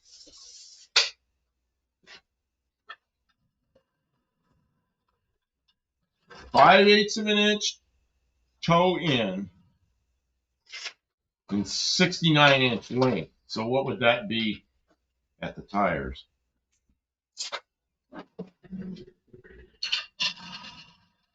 Tires, what's the diameter of the tires? Diameter of tires 24 inches.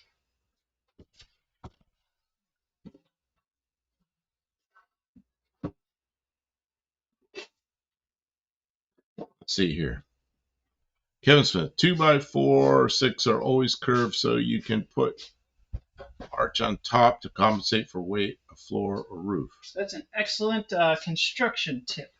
Yep.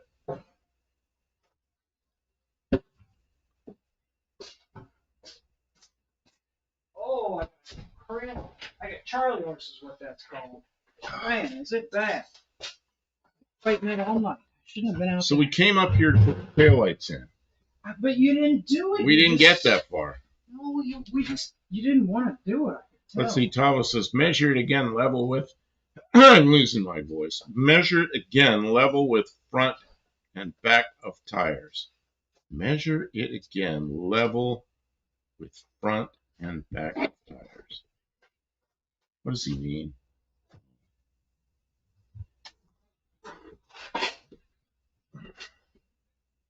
This is stuck. Pull a little more.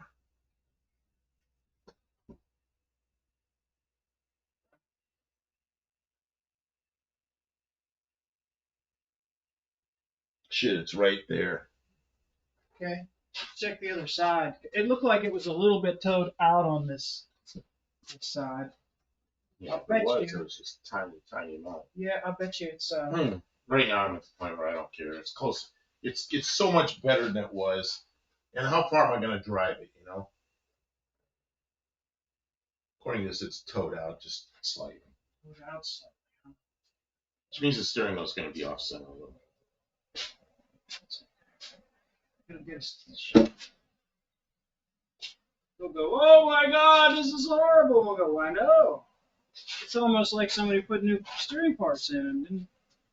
They'll be trying to sell the steering parts. They will. Tell them no thanks. Good. We just want the toe set properly. Kevin Smith says, my line of work is fitting countertops, never a straight wall. You know, is that true? Because I have tried to put countertops in, and the countertops are straight, but they're always bowed one way or bigger gaps on one side, the other in the middle. And I didn't know. I thought I was the only one that had that trouble. I thought my house was the only one that's that crooked. No, that's why the finished trim guy is so expensive, because he makes everything look good. Man. Dean Stevenson says ready for the 400 Ford. If you're a 400 Ford, that's a boat anchor.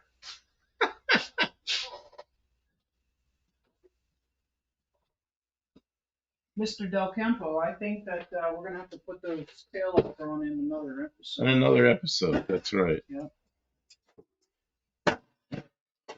Different episode. Oh, my. So who has points that wants to buy a stupid little accordion? Yeah, accordions. There you go. Buck Del Campo approved for doing stuff.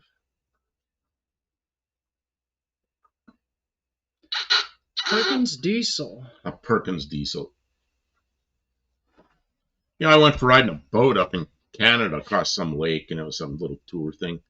And this kid driving the boat, I mean, he's like 19 or 18 or something, came back, and he's sitting there with the throttles going like that, and the boat had two Perkins Diesels, 6 cylinders in it. And he just like, and he just brought it up and docked it perfectly. I mean, this guy really got it. He understood how to make that boat do what he wanted. Weird Al likes accordions. Yes, he does. Weird Al is from. He was in the same town I was in. Oh yeah. He went to school at Cal Poly San Luis Obispo. He did a lot of that in his closet of his room in the dorms. A lot of his first recordings. Dean Stevenson, 4.108 or 4.118.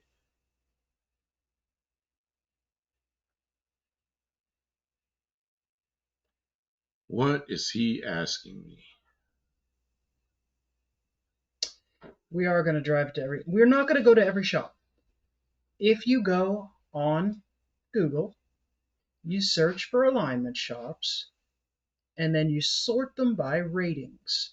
You find Okay, one that has lots of ratings so people that go in that and are have their positive alignment shop, reviews. people that go in an alignment shop, how do they determine whether the person does a good job? They Well, like that's it's the person had a good mouthful of talk and had a coffee machine and a nice couch. That's how they rate them. I don't believe that. How do they know what a wheel? I bet most people that get their wheels aligned don't even know what a wheel alignment is.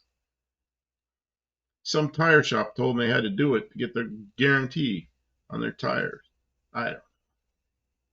Oh, oh, he's asking about the Perkins. I don't know where I. Okay, we're going camera over here. Guys, you got to be patient a second. Even the camera wants to go to bed. I'm trying to cool the camera off. Sorry. Just give it a little blowjob. Jeez. Uh,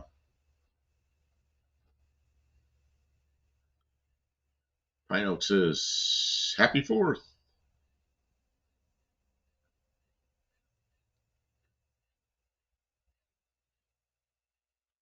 Mexican Spec says, people who left ratings said new cars. Robin Router says, Bear alignment. Yeah, I worked at a bear alignment shop. I worked at a bear alignment shop back in the 70s. That was my first job where I actually worked on cars. Was at a bear wheel alignment Ask shop. them if they have a scuff gauge. And that's where I learned my wheel alignments is from bear school and an old guy that ran a bear alignment shop, and I knew how to use all the old equipment. And now there's old equipment available, and I want to go get some of it. Tavo 6V71 perhaps. Oh, that's like that'd push the front of the car down, and that's kind of heavy, isn't it? Enter button. I have seen alignment shops where the techs don't know what cast or shims on old GMs are. Yeah, I was watching a guy that does new alignments, a guy on YouTube that I think is a pretty good guy, and he does alignments on all these new cars, and he got a 65 Mustang in, and he didn't know how to use the shims. It's like, yeah, that's what I'm afraid of. Yeah, something buzzing around my face. Something flew into my nose. We'll get it. We'll get it. We'll find somebody who is not an idiot, who's worked on classic. We'll ask them, where's your scuff gauge? If they can't show us a scuff gauge, we'll just move Oh, on. they're probably not going to have a scuff gauge. Nobody? Yeah, I just want to get the toe adjusted because we still have front end part. We've got new front end parts to put on here and everything. And that's all I'm going to adjust anyway, just the toe. I want to go down the road without wiping out the tires. That's all. How many alignments do you plan on doing? Well, let's see. We have this car. We have the Spitfire. The we have the Valiant. Valiant. We have the Dart. We The have Dart. a couple of trucks. We've got My van's aligned. It's we've good. got 2 vans. We've got Jeep. I mean, you know. We have a Jeep. Oh, the Jeep's good. It Well, doesn't need yeah, tires. But that just, yeah, I mean, it's like, why not? I mean, you know. Talos says, newbies to the trade only learn incorrect camber, need control arms. Yeah, that's what they're going to say when I take this in. They're going to give me a big list of parts. And they're going to want like $2,500 to fix it. No. And I'm going to have to drive away and, know what they are. We just find the old place with a decent guy. We'll go. There's a place up there in town that sells tires. I'll bet you they know who to send you to. Customer isn't the right metric, but it is right. If it's got generally good reviews, then they're not a bunch of crooks, okay?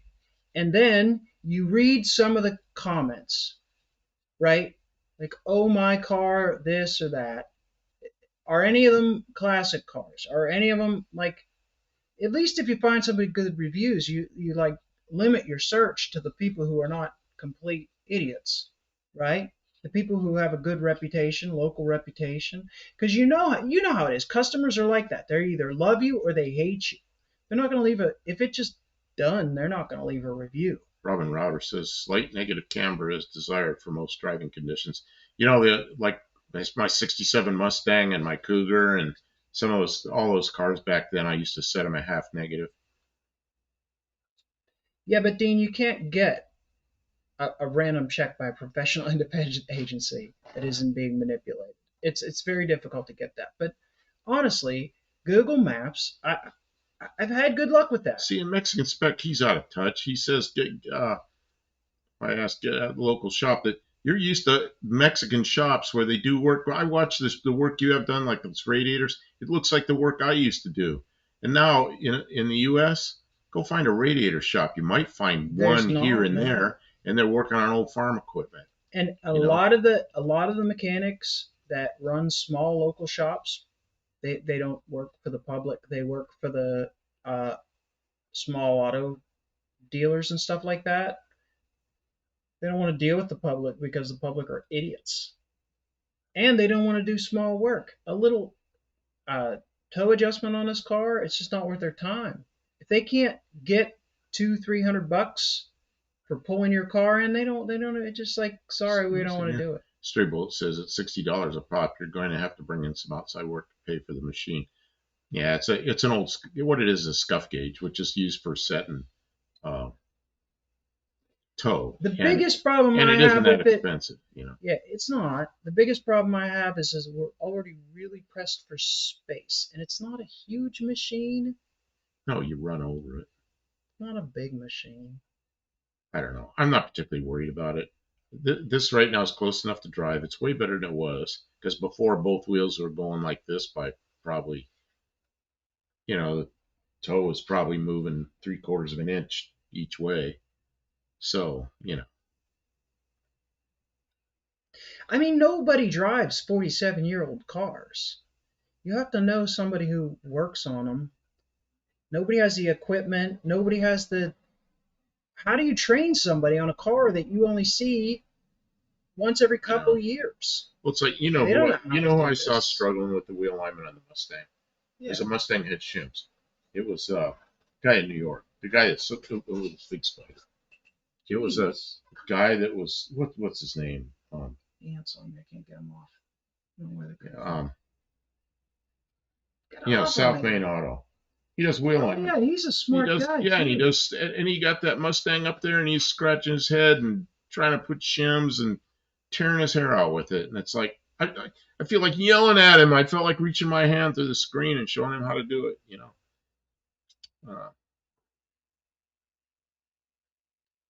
What's the matter with the crowd I'm seeing? Don't you know that you're out of touch? Should have tried to be a straight day student. If you are, then you think too much. Everybody's talking about the new sound, honey. All you need is looks and a whole lot of money.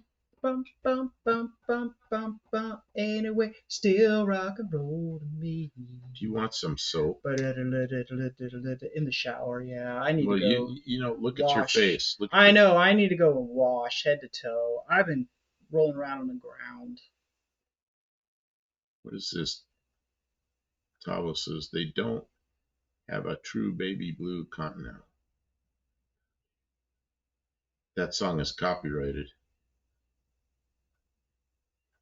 Uh-oh. Nah. I think they have to do it. It's just lyrics. I didn't even have music behind me. Yeah, we didn't play somebody's.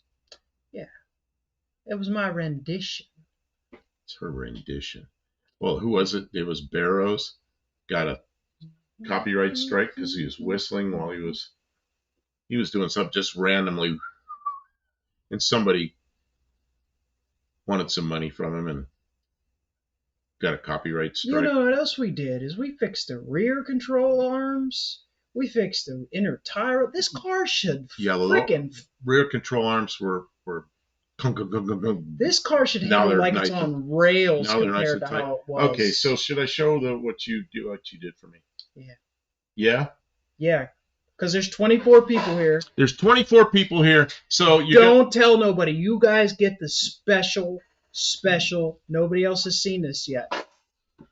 You guys should feel excited. My old man's pants have fallen down. He hinted at it on Tuesday, and I said no. Because I don't want to. We'll talk about it when it's time. Hey, you bought a case of water. I did. People will file a copyright strike. You have to show it wasn't. They don't have to be the owner. Ugh. Nobody file a copyright strike, please. I know the algorithm listens. They aren't going to do the work for $60. I don't know. I mean, it's really easy. The thing of it is they try and get you in the door for $60, and then they want to sell you parts. You don't need an alignment unless something's wrong.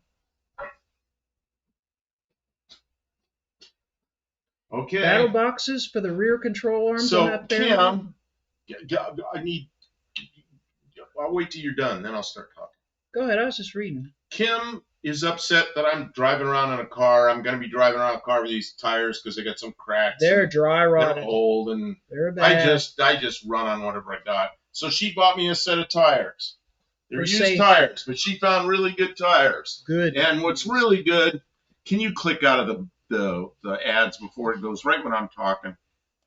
Yeah, this is the big reveal. So, what are you doing? I was going to lift them up on something so people can see them, well, or maybe tip the camera down. Okay. There's a bunch of debris in the way. Deborah? Bottles of water and stuff. Deborah? Okay, so these tires are nice. She got them used. They're really in good shape.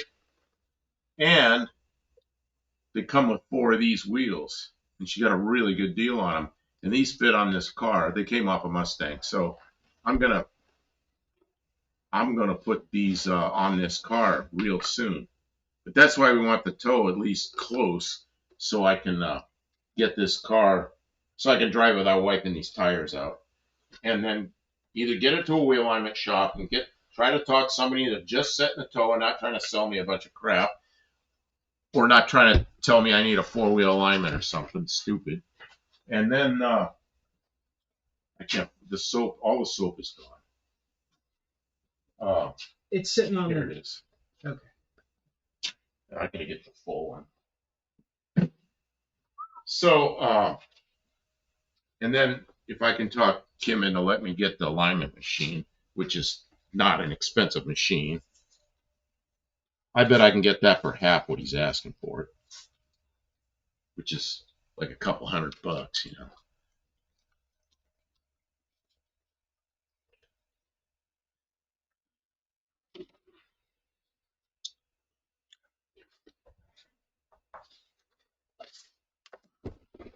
Hydrate.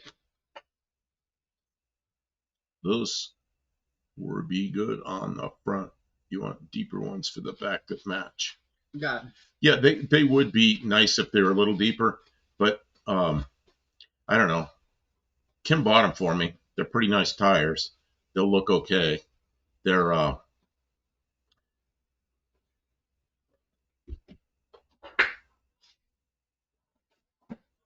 60 series tire. This car's got what, 78 or 75 or something on it. These are 8 inches wide. I mean, 8-inch wide tires is way better than what I have. What I have is like, what, 6 or something. So, they're, it's pretty nice. Thank you, Kim. Kim just told me I bought you something, got you a gift, and I couldn't believe it. So, Mexican spec says 6-cylinder wide tires are not necessary. Here's another reason I don't want to do a full wheel alignment. Because after No Name Nationals, I'm going to put, that 6-cylinder probably come out, and I'll put the Chevy in it, or I'll put the 351 Windsor, or a Cleveland in it, or something. So, then the front end will sit lower and everything will change. So, yeah, as long as the tow's right for now, I'll be good. Dean says 8 inches, only 205 section.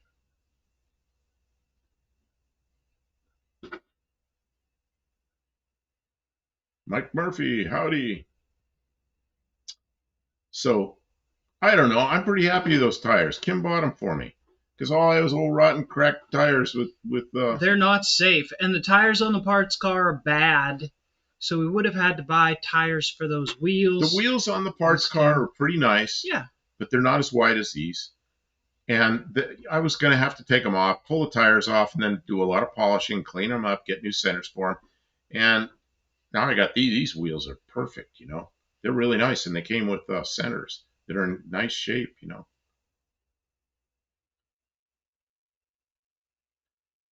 Action spec buff. You have a plastic car to build, just enjoy the 6-cylinder for a while.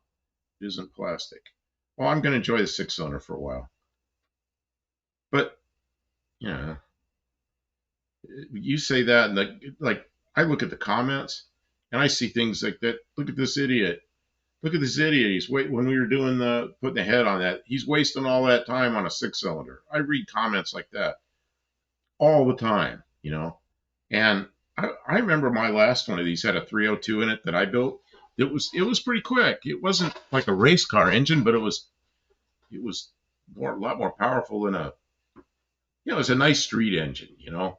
And it was in one of these cars. And man, that was a fun car. I wouldn't mind having that again. You know, you were going to replace the tires on that anyway. You ought to get some Clorox and do a huge burnout. How am I going to do a burnout with this engine? All 100. It might. How many horsepower is this engine? 86? I mean, if we could make it to a burnout, people would really like that.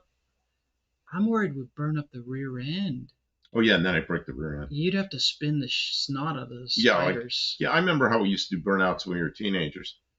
You get an old rock hard tire from the junkyard, put it on the right rear, put about 100 pounds of pressure in it, then turn left and step on the gas, or turn right and step on the gas, and the tire would smoke. 37 60-pound bags of concrete. That does sound like hell, Mike. Drink some water. Oh my gosh. Soak in an ice bath. Andrew Button says it'll do the bleach burnout. I don't know. Why do I want to do that? It's fun for then you I too. Break the rear end or something, then I'll feel like an idiot. Of course, I got that 8.8 out there, but I don't know what's inside that 8.8. Some racer had that 8.8. I don't know what gear ratio's in it. I don't know if it's a welded rear end or if it's, I don't know anything. So. Oh yeah, that 8.8 might be all messed up. You don't know. I don't know. I'm not that concerned about burnouts. Yeah, it's easy to say change parts when you're not the one buying them. Yeah, that's another thing. I worked for 55 years, and I got Social Security, and I get this much money every month. And I'm not kidding. You know, so it's like, for me, buying a set of tires is almost impossible. Kim bought those for me. It's really nice.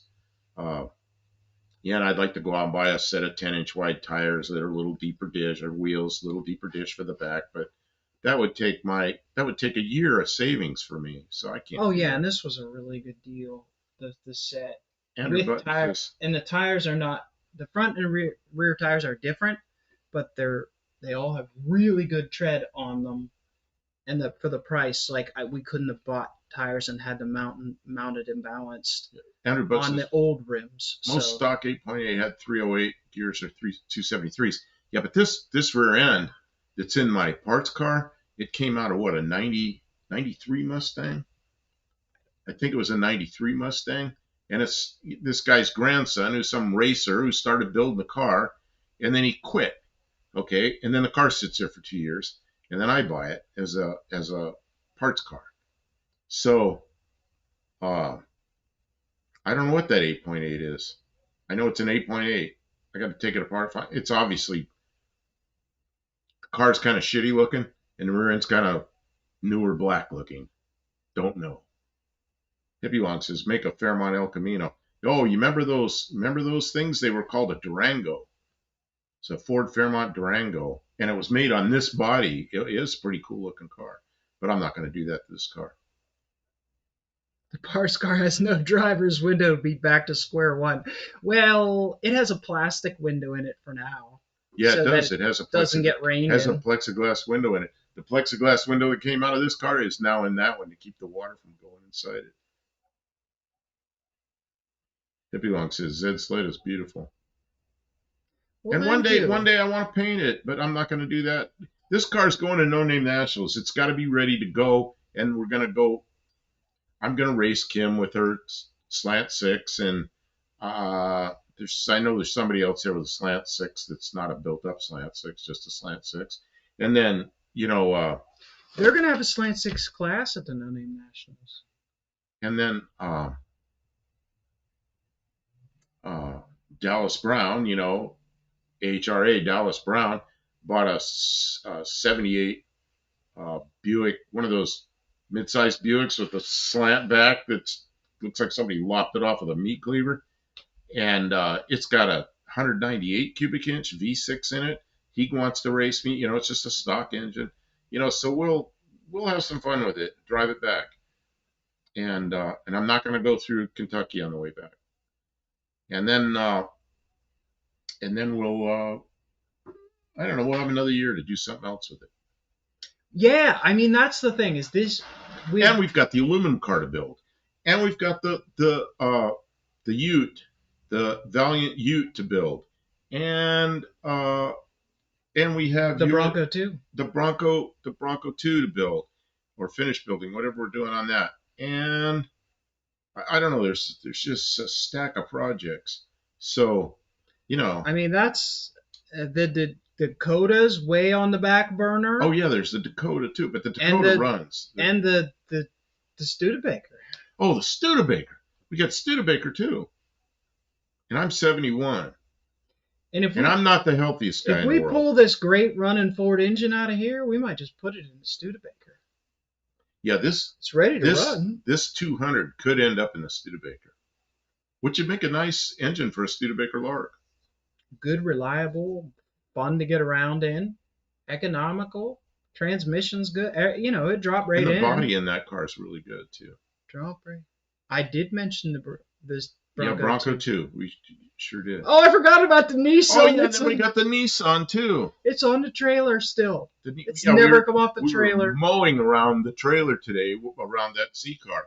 So, and what I want to do with the Z car is we got a couple of truck frames around here. I want to put that Z car body on the truck frame with an engine out in the front, like an old-fashioned grill or something up there, and make a rat rod with it. But I don't think she's too interested in doing that.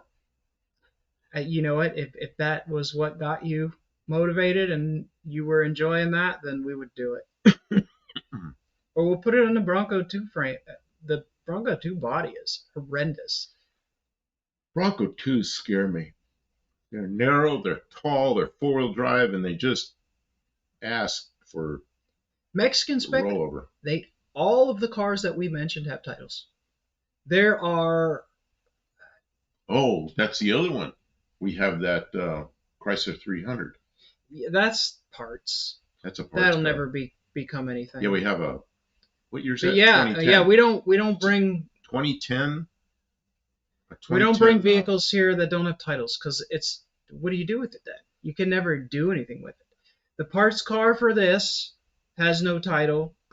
But it's legal and it has a. We could get a title. We got a bill of sale. We got a bill of sale, and it's Tennessee and Arkansas. We won't have any problem getting a title for that. And then I mean, we could just get a nitrous bottle, hippie long. Chrysler 300, we probably won't. If we wanted to put nitrous on something, we could get a nitrous kit. But the Chrysler 300 will probably be using it for sheet metal donations because it is so far gone already. Yeah. And it's not gone because of rust. It's gone because it's been parted out and parted out and parted out. Well, Mopar Al cut the Hemi transmission tunnel out of it.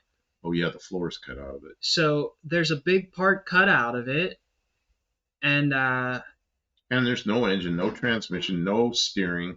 It's a bear to get and move around because there's and no steering. and there's no title, and the VIN comes back as cannot be retitled. So the VIN is junked. So it is a scrap car. It's not stolen or anything like that. It can't be titled. And then It's the not a car. Crossfire, not 300. Oh yeah, we got the Crossfire too. You have a Chrysler 300.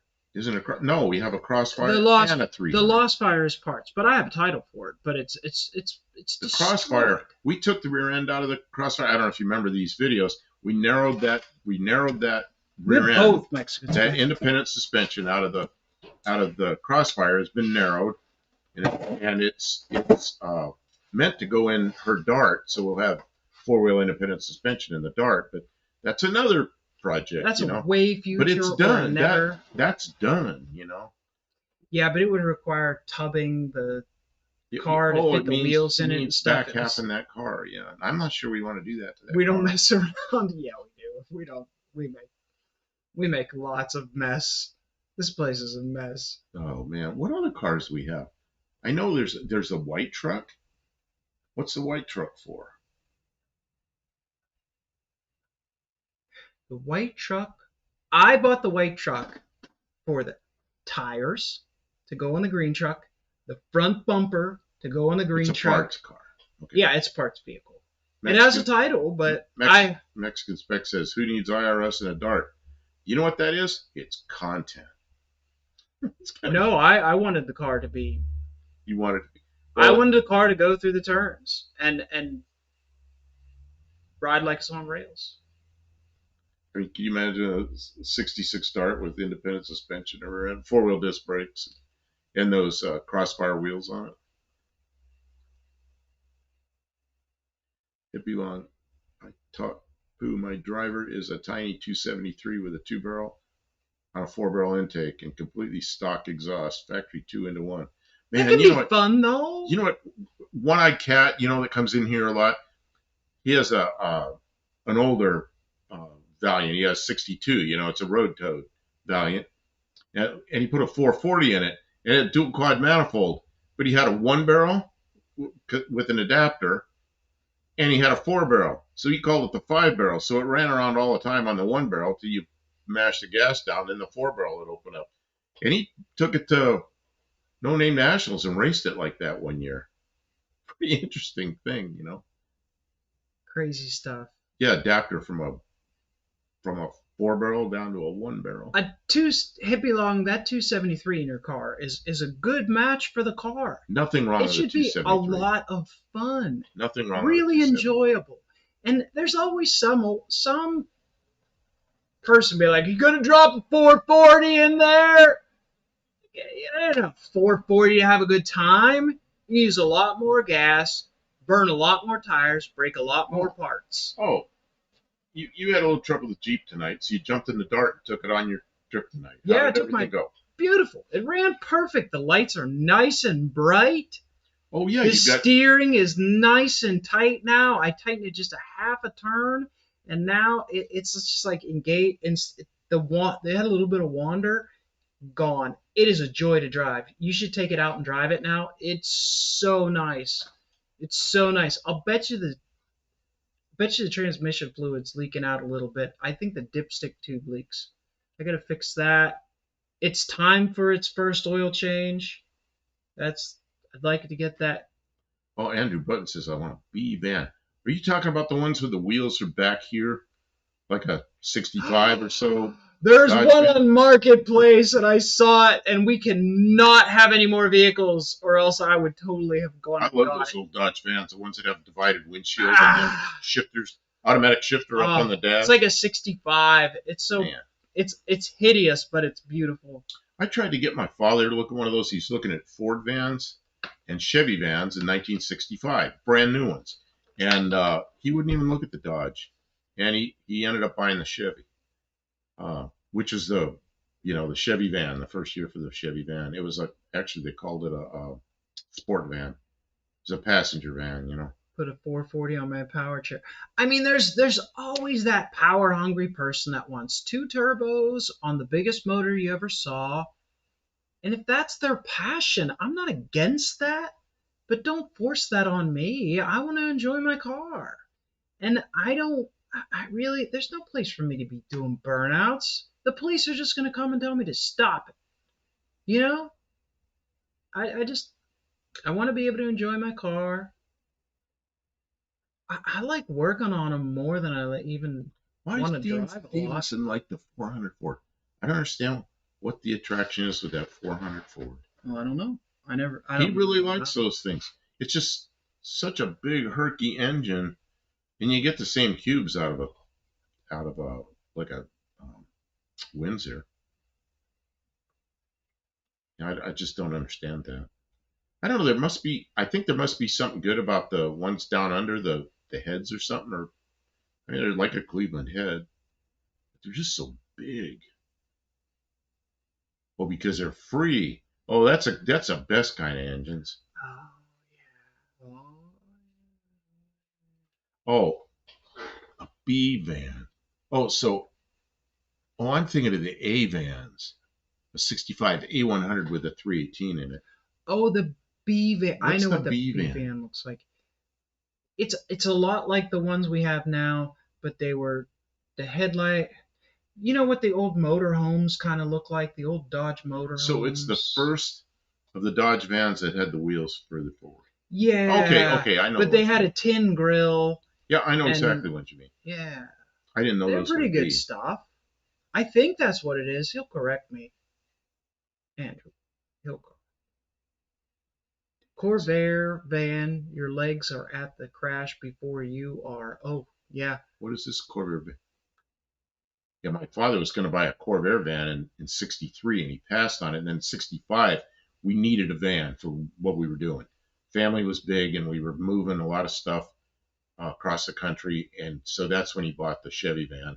Otherwise, we would have had a Corvair van. Of course, that Chevy van was just as bad. There was like one piece of sheet metal between his feet and the collision that we never had. I really like the Corvair vans, but man, that's talk about a project. That it'd be way worse than this. It would be everything has to be replaced. A total restoration to get a vehicle like that, or a ton of money. You see them every once in a while. People want 10, $12,000 for them. Yeah, Well, I think this Z-Sled would be real nice with a small block something in yeah, it. yeah. It's a. But once we get everything fixed, Well, Mexican we'll specs start said saving for it. We'll build a motor, put it in there. cross country in a Corvair van. No thanks. Okay, put your head in 1963 when my father was looking at one of those to do that, and the choices then were the Volkswagen bus, the ones with the big V down the front, which says VW on the front, or the Corvair, or the Ford, the original Econoline with what was that, a 170 cubic inch engine in it, you know? And he was looking at the Corvair van, and in 1963, the Corvair was in production, new vehicle, way better than a Volkswagen. Yeah, Andrew Button, Corvette, Greenbrier. Yeah, it was a Greenbrier. I hate that engine in those, but the Econoline or the Avan had good engines, similar style. Yeah, I tried to talk him into going over to the Dodge dealer. My father he just never bought a Chrysler product. And I was always trying to push him over to the Chrysler dealer, or actually it's a Dodge dealer. And man, that's the one that they had all those Dodge Darts. They had this whole line of Dodge Darts that were last year's model. It was in 73, so there were 72 Dodge Darts, two-door hardtops with slant sixes in them, all different colors down the front row. And I remember every one of them on the window it said 2777. It was last year's model, new cars for $2,777, brand new. I said, get one of these guys. Tell my grandmother same thing. Get one of these. I don't know. I guess maybe he didn't like Chrysler, I don't know why you never would look at them, you know. But car farm, mom had an Impala wagon for the family haul. Really cool thing, the clamshell tailgate. Yeah, I remember those things. But car farm, I'd take the VW bus with the roof windows. Man, when I saw one of those go for $100,000 at Barrett Jackson about 5 years ago, I couldn't believe it. I saw a Volkswagen bus go for $100K. That's insane. What is this shit? Oh, Dean Stevenson. I don't know. Yeah, Shagadelic. Shagadelic. Andrew Button says if I had a van now with a Slant 6 engine, you can only remove it from me by force. I see them around every once in a while. They usually have a 3-speed manual transmission on top of that.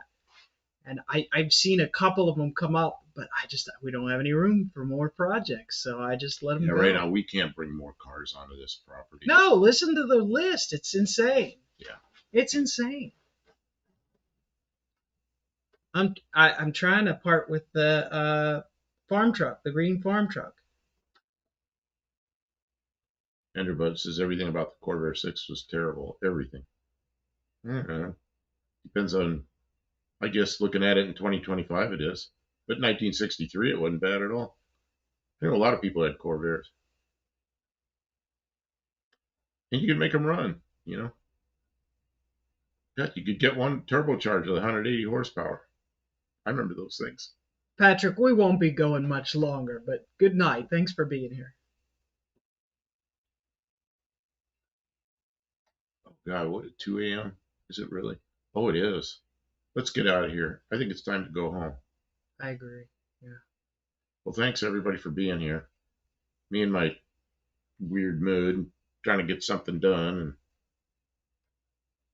I guess Kim did get something done. We'll have to put my tires on this thing and go out and drive it. What else does it need? Oh, we got to finish the tail lights. We got a lot to still do, but it's getting to be the light stuff. Just details. Thank you to Mexican Spec and Kevin and our moderators tonight. You guys are so helpful. We appreciate you being here. Buddy Carfano's right. TV auctions make people think old car in the backyard is worth big money. Yeah, I know. You see something like a 4-door Valiant with the whole floor rusted out and it doesn't run, and they want like $50,000 for it because they saw one on Barrett Jackson. Fully restored with a 440 in it. Thanks to everybody who commented and hung out with us, put up with us arguing. Man, I was grouchy tonight. Mexican Spec says, do the alignment first, please. Yeah, we got to get the alignment so we can put the tires, new tires on them. You know, everybody who's still here gets an additional 5 points. Keep track of your points. I don't got a database. I don't got a spreadsheet. It's easy for you to just keep track of yours. I don't need to keep track of everybody's. That's crazy. So. Yep. Okay. So. We will be back on Saturday night. Nobody wants to spend like Saturday night 30 points for this. Enjoy your 4th of July. To those who celebrate, don't drink too much. Don't eat too much watermelon. You get a bellyache. Who was it that was doing a hot tub out in the sun? Try and stay cool. Mike Murphy, you are not at 5,897,903,901 points. Can't use one piece lug nuts. She got me new lug nuts with it. You know the one I showed in that short? Yeah. That short? That was one of the lug nuts from these wheels. Came with the wheels. I said, the only thing that could make this steel sweeter would be if you had lug nuts. And he's like, you know what? I do have lug nuts. And I was like, all right. So I counted out the money. I was like, I can't say no. Yeah. And then the 2015 Chevy Cruze had those stupid covers on them. And then. Is it only billions? Okay. Yeah. I might only got billions. Well, anyways. I'm going to say goodnight, everybody. And Kim will probably keep talking while I'm checking it out. I don't always keep talking, but you sometimes hit stop while my